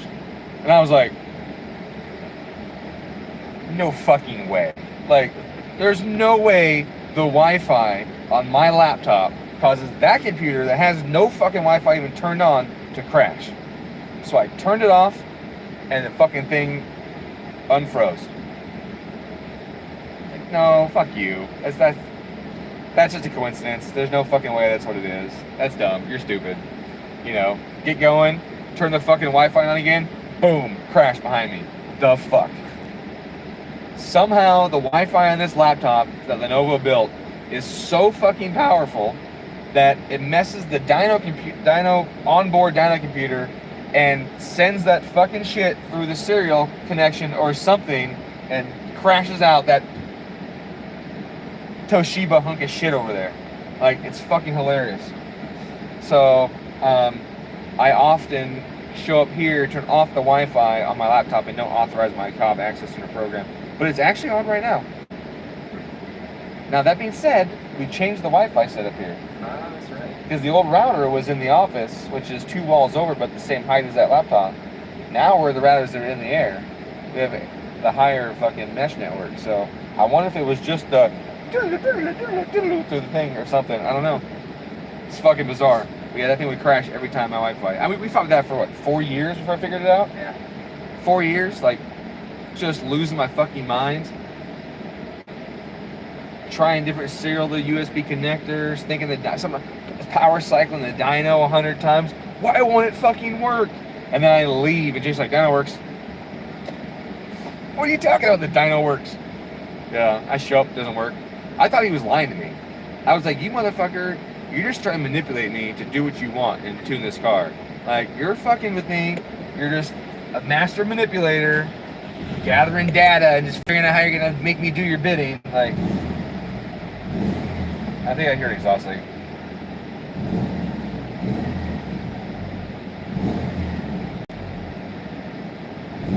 Yeah. Exhaust leak. Of course, there's an exhaust leak. Yeah. Well, that flange on the turbo isn't flat.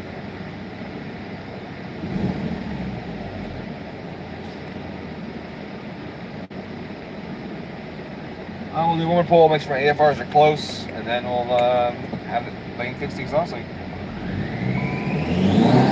Oh yeah, that's what torque's supposed to be like.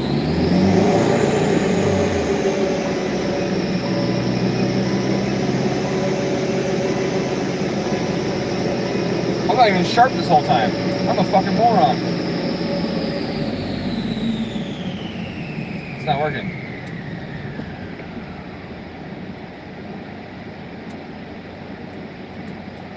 Is it because ABS? I mean, it could be because of an ABS fault or traction control, but that'd be lame.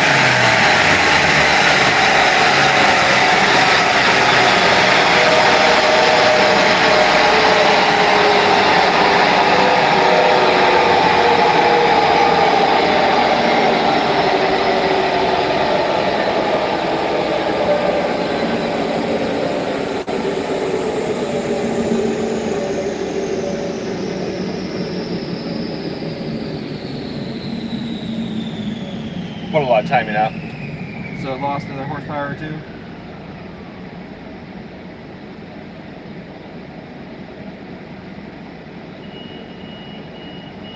Of course, that exhaust leak can do that too.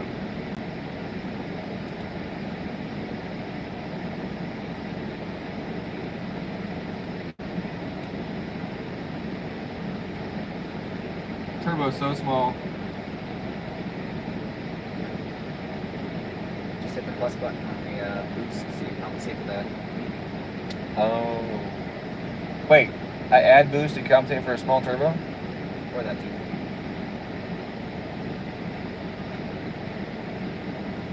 So these turbos are tiny. I'll show you the power curve now.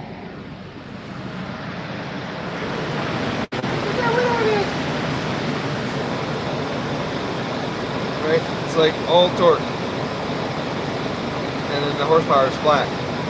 It's like backwards. It should be like a flat torque curve.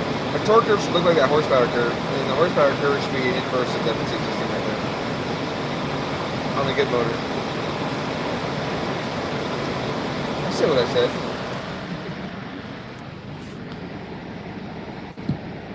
Show you that palm.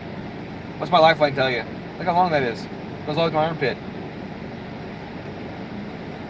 I'm gonna live forever, bitches. Just kidding. I'm probably gonna die in a couple weeks.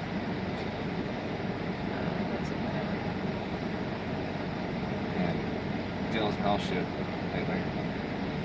Alright, I'm gonna add degree time back to it because I pulled the timing out of it. Let's see. Right there. That's the one I want. And you. Right there.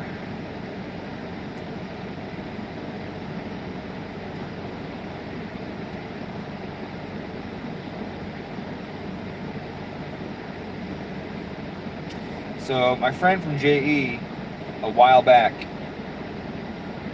informally offered me a job at JE and asked what it would take for me to move to California and design pistons with him and stuff.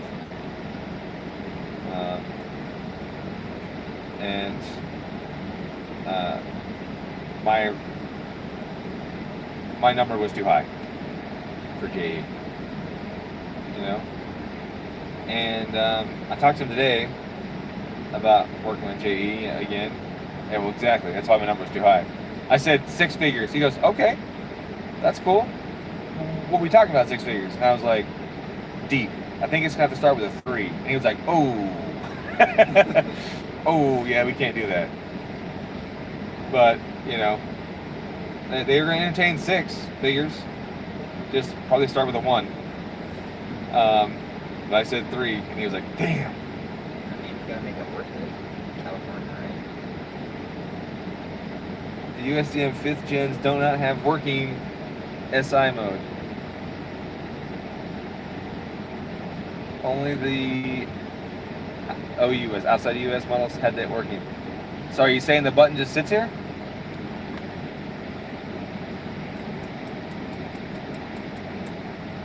Because it's clearing made for the, oh, clearing from the gauge cluster, yeah.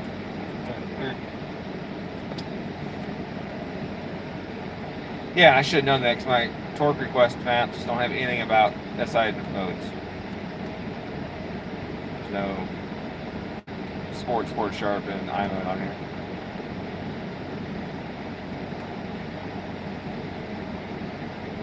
So does Super just forget to make it do something? I don't know. I don't know. This guy knows more about it than I do.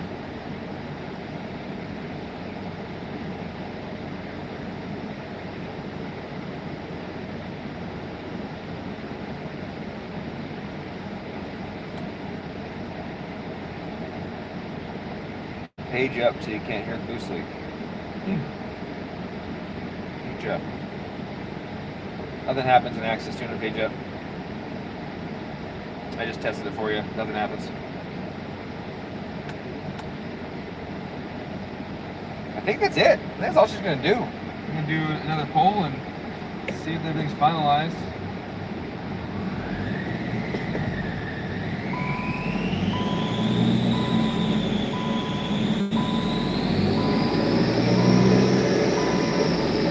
Correct, exhaust leak. I knew what you meant.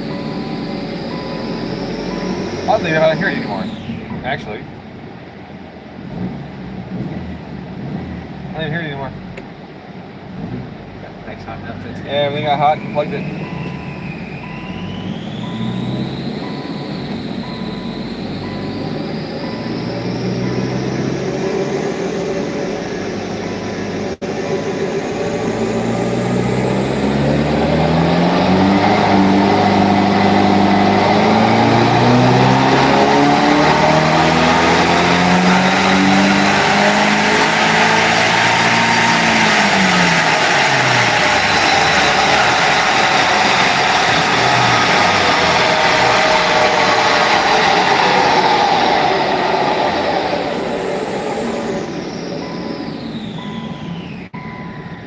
sounded like you wanted to go that time.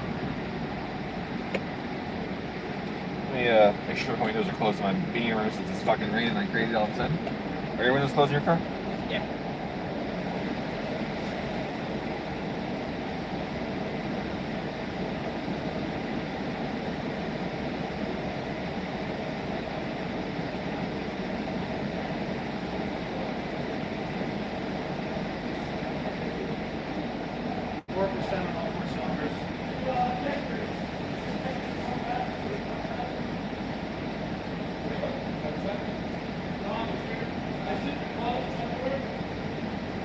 I'll hit the button. Michael, close them. What do you think so far? The number's a little lower than that, but I know you said, It's done. Why is it lower than you would have thought? I couldn't hear you then. Why is it lower than you would have thought? I mean, I know this is a video work on it, but yeah. I mean, it's not right right now. 65, 58. I just thought it was a higher. Yeah, they got 25% off.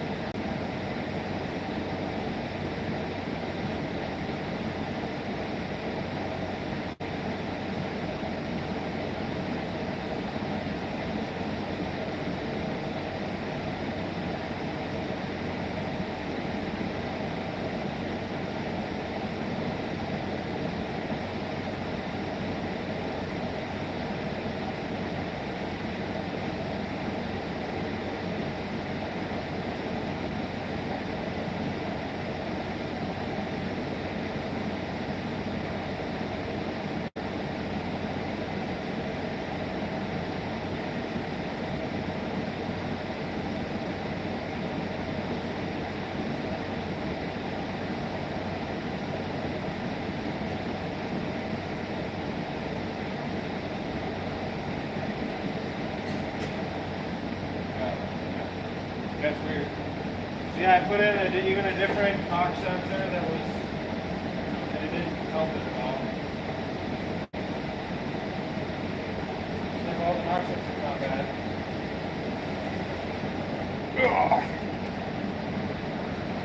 I appreciate you guys sticking around. Had to eat my sandwich. Starving. We talked to the owner a little bit. These little turbos, man, they just can't do it. You can try and try, but tweaks in cam timing, boost, etc. It just doesn't want to make power up there. It's so little. So darn little.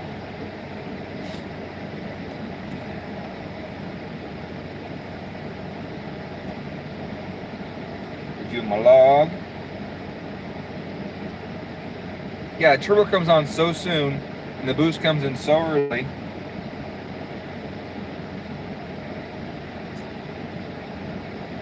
Yeah, even the turbo dynamics are low. It's trying to get more boost out of it.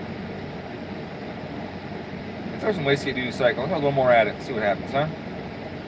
Let me get just a little more.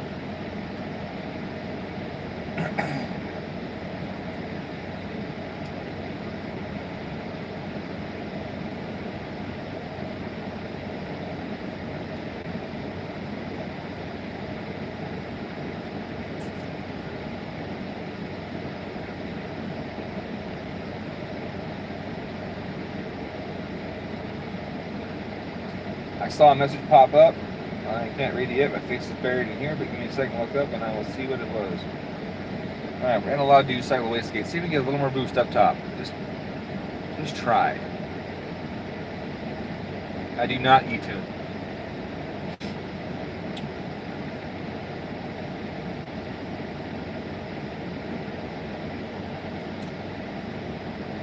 Joe Oswald's for this car?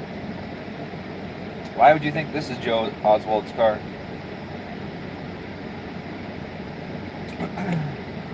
Did you see something on it that made you think it was?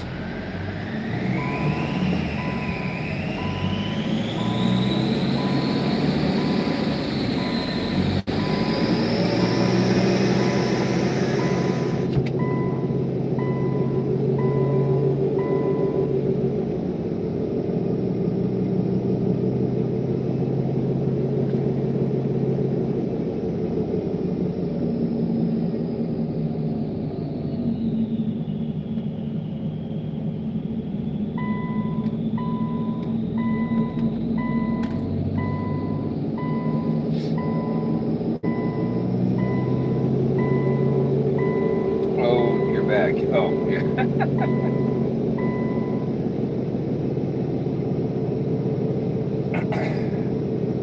Boost was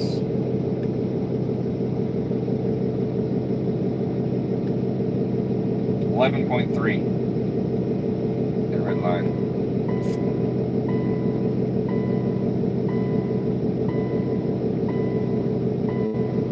Yeah, 11.3 red line.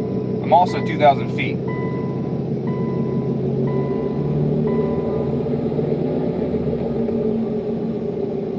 There's always something to keep in mind when looking at boost pressures and all that.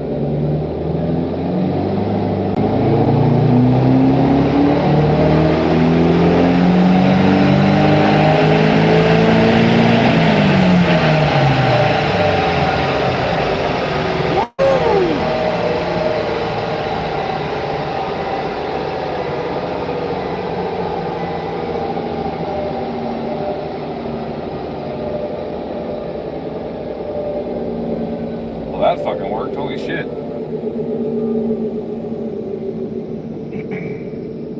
But I got one little knock in it. Right at the beginning of the pull.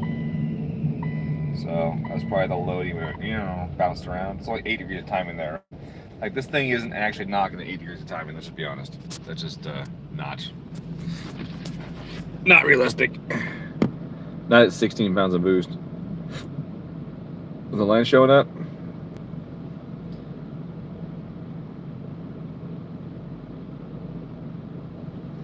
White stitching on the seats, huh?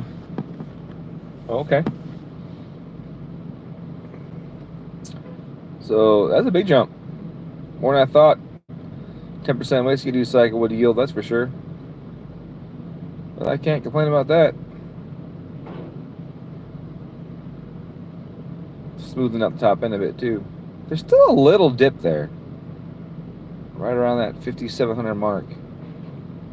I'm not really seeing anything in the logs that would coincide with that. So what do the US cars have? If this, did he just add this button here and then something else normally goes here? Like, is this just like the guy put a dress up button in here or something? What's normally in this spot?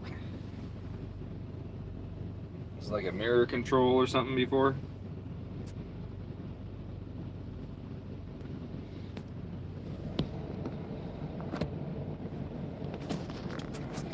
Oh yeah. Hands look funny when you're close up.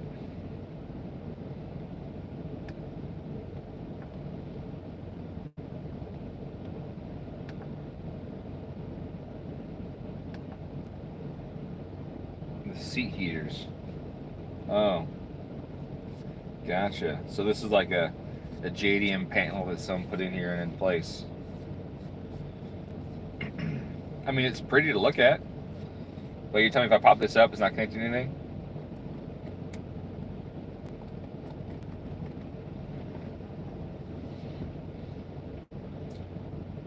And where do you live? Who was that? What's your name? Mark? Is that what it was? Mark? Yeah, Mark, where do you live?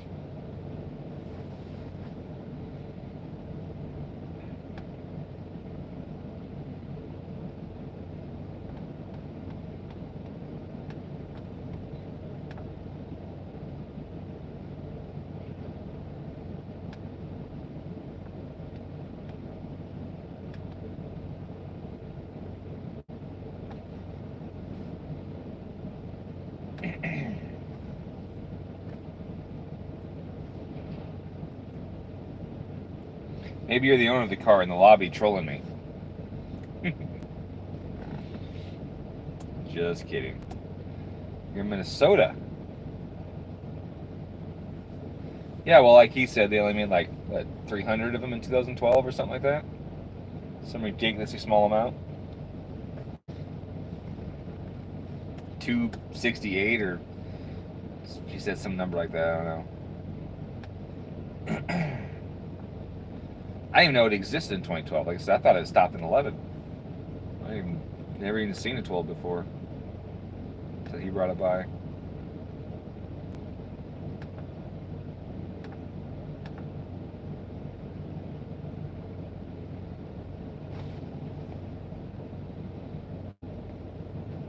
Right. Yeah, I read that too. 1,500 over 3 years. I think it wasn't even quite 15, or maybe it was 16 over 3 years. But 2010 was the most, right? In 2010, had like 900, and the other 2 years were like a couple hundred at a time.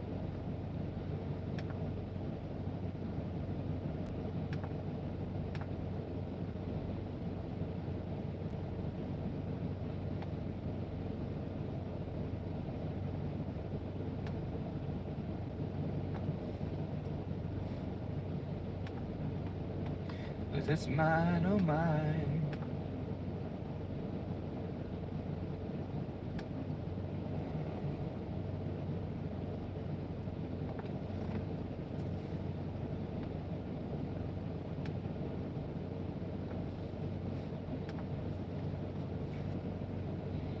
Alright, I'm gonna do one last flash. Got one last change I want to make.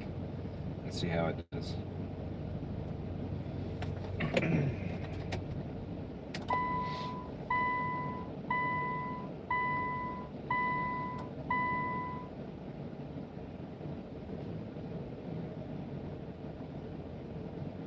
Right on.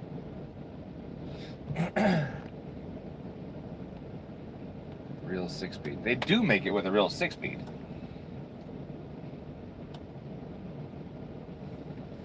Just didn't have R180.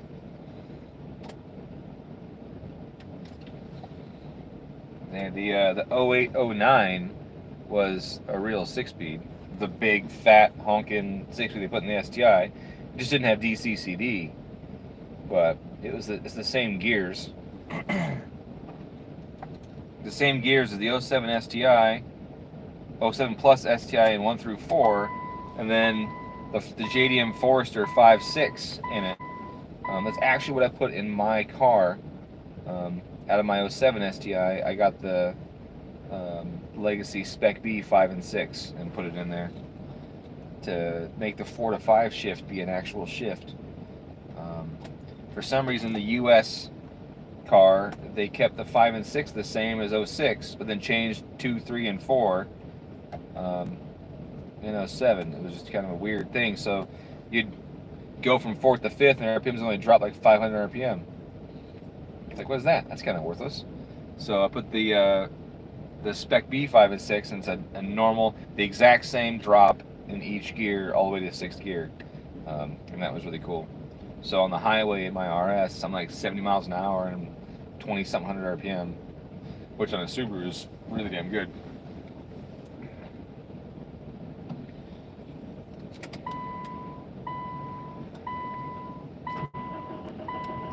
But the lack of a DCCD kind of sucks, because the center diff is a viscous one that's very front biased. It's a very front biased viscous differential, so it's like primarily front with rear push basically, but you can still make a ton of power on them and have a lot of fun with them. My buddy's car, he has a Spec B. We took his out and put it in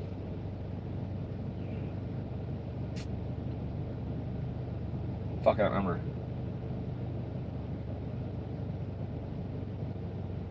We put it in another car, whatever the hell it was, and put a JDM 6-speed in his with the DCCD controller.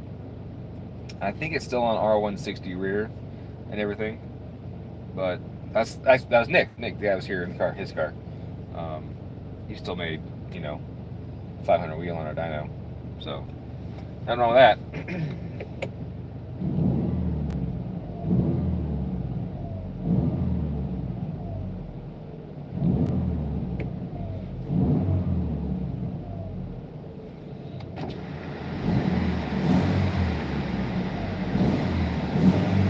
Sauce Lake's back.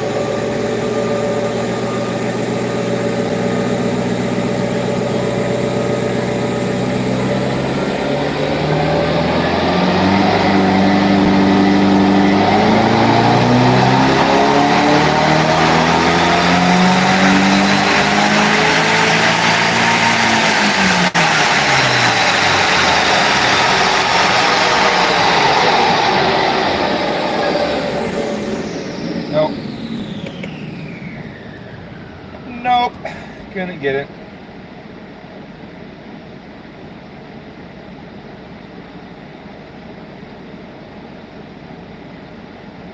I tried. Oh, how I tried.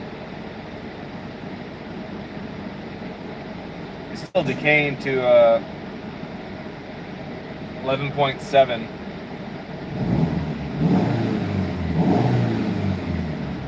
PSI by Redline. It's a weird knock event. In the middle, it went right to negative 1.4, but then didn't decay away. It just zeroed out. Which normally happens if the dam drops, but the dam didn't drop. And it didn't go into fine knock learning. So that's kind of weird. That's not the normal knock behavior on these.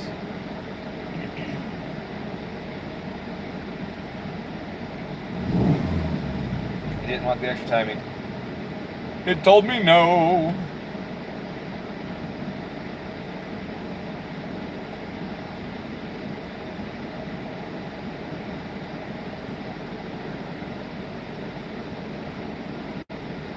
Alright, so I'm done. Just pull that degree back out because I like the previous setting. And do a final flash to commit those changes permanently to memory. And then deliver the car.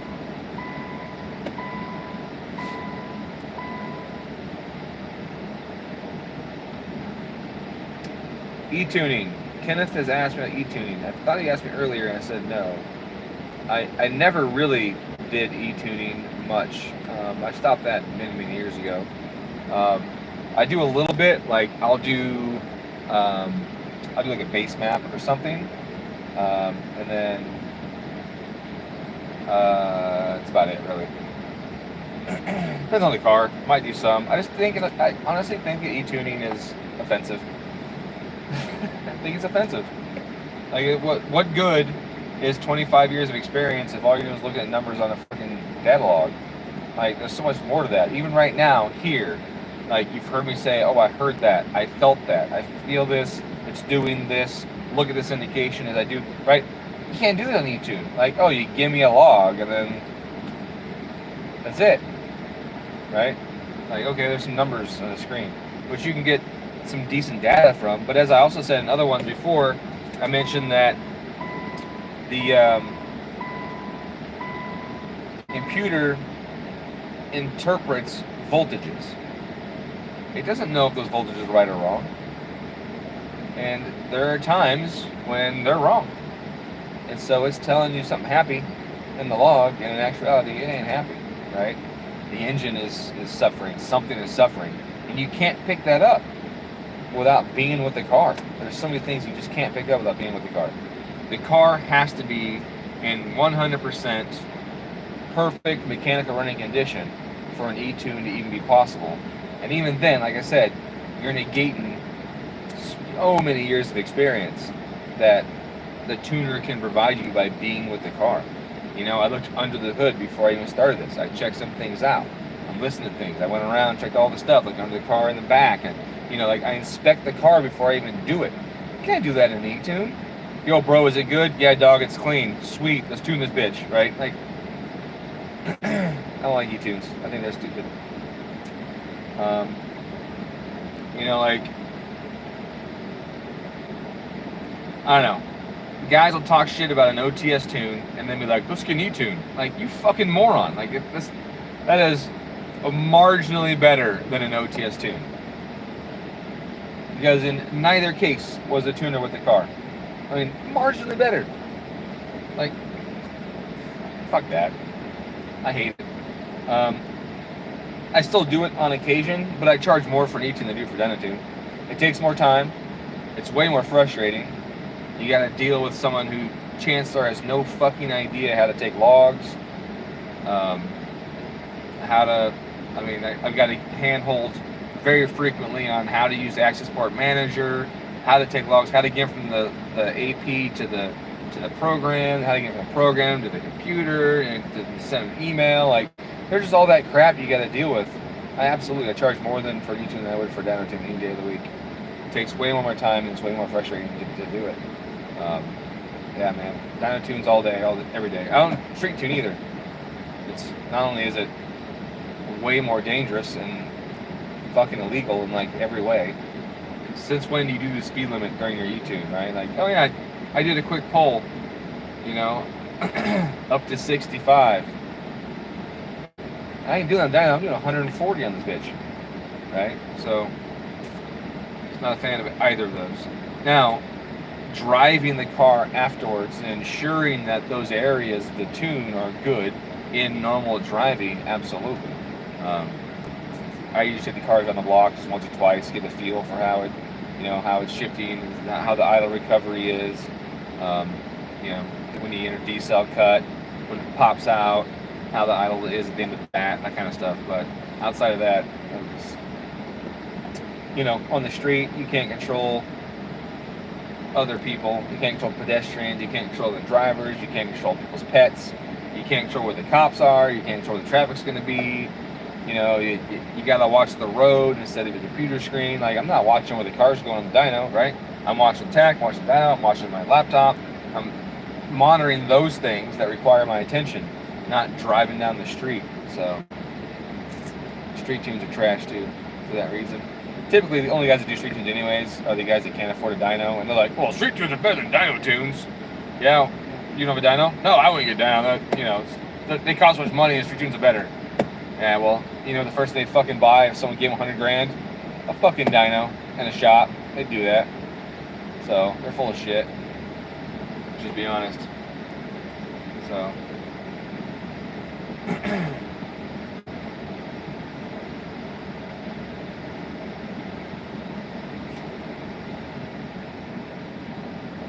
It's got an exhaust leak. What? It's got an exhaust leak now. Nice. Yeah. I'm done now. I just finished the last flash. We can pull it up on a lift to check the exhaust leak. My Dogecoin that I threw $1,000 at when I told you about it is now worth 1,200 and something. Nice. It's absolutely ludicrous. It's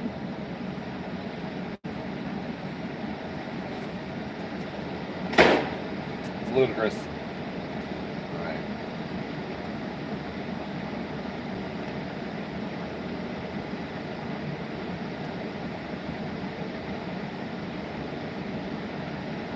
Let's see what these guys tell me.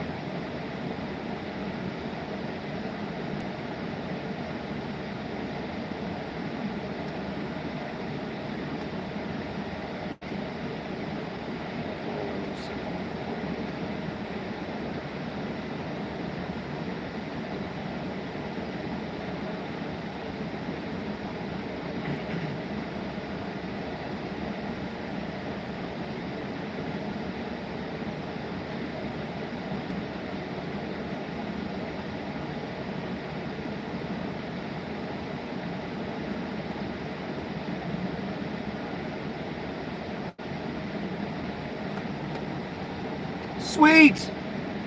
I just got pictures of my clothes clamps. Check these out.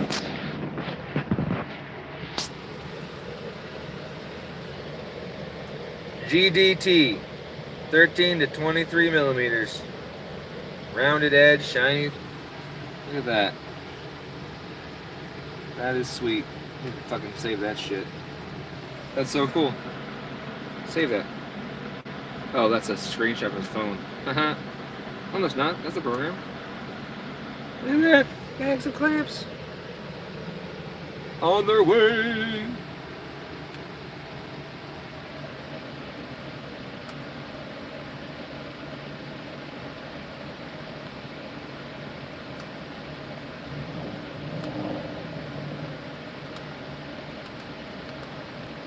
That's fucking great. I'm excited about that.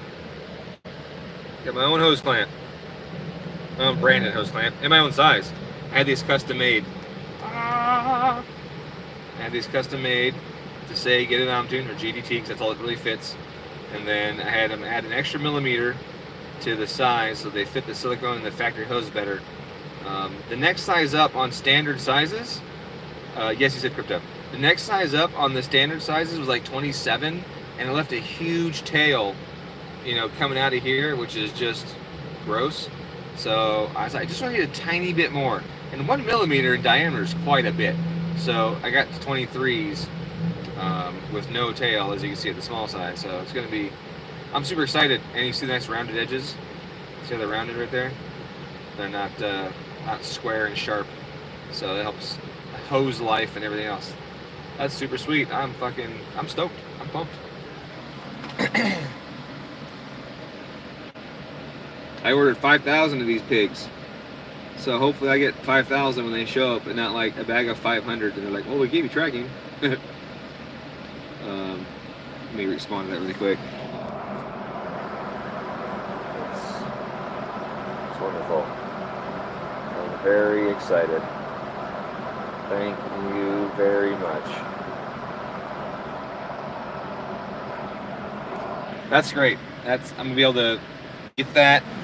Be able to meet my freaking back orders. Whoops, phone's going everywhere. Just chaos, pure chaos on the stream. Wood, duty cycle.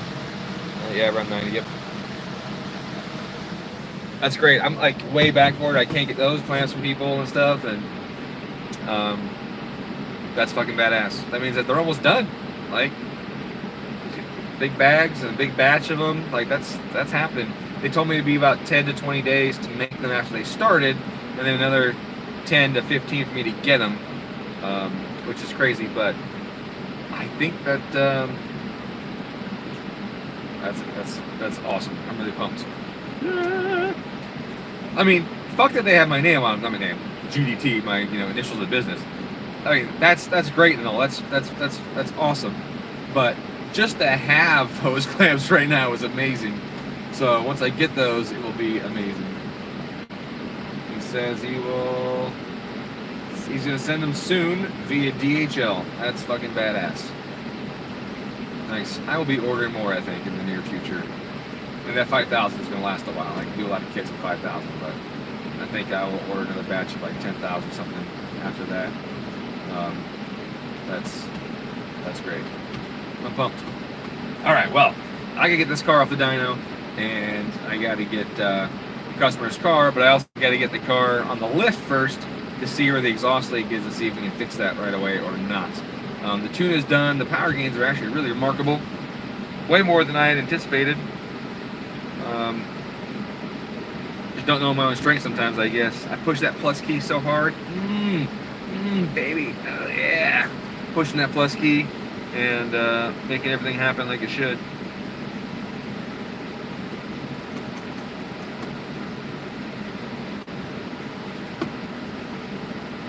Checked all the boxes. I did. I went in and I said, okay, Mr. Computer, you have a catted J pipe that has less restriction than the factory one. I know that Subaru programmed you with that logic beforehand. I just had to click that checkbox.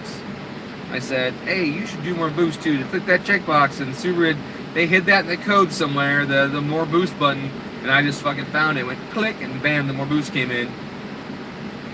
Yeah, I had some guy that was mad that I charged him for a tune, and he literally said, all you do is click some checkboxes and say what mods I have. Why would I pay you $600 to do that?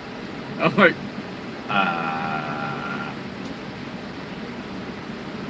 maybe I should show you the inside of my laptop here. There's not a whole lot of checkboxes. So, anyways, guys, I gotta do that stuff. I can't do it holding this phone, but I appreciate you hanging out.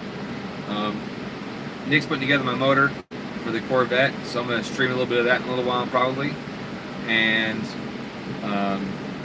I'll be on tonight on Discord too, goofing off and shit. As soon as the wife goes to bed, I'll start formulating some more lesson stuff and play some video games, guys. Like, I know that a lot of us are gamers and car guys too, so it's a big time to meet some more of you and dick off, as well as spend time learning and shit. So I'll see you guys around, maybe in the next hour or so. We'll see. Thanks again for stopping by. Am I supposed to say like, subscribe, and ring the bell and all that shit? I think you're supposed to do that, right? My thumb. The magic thumb of wanting to hit the subscribe button.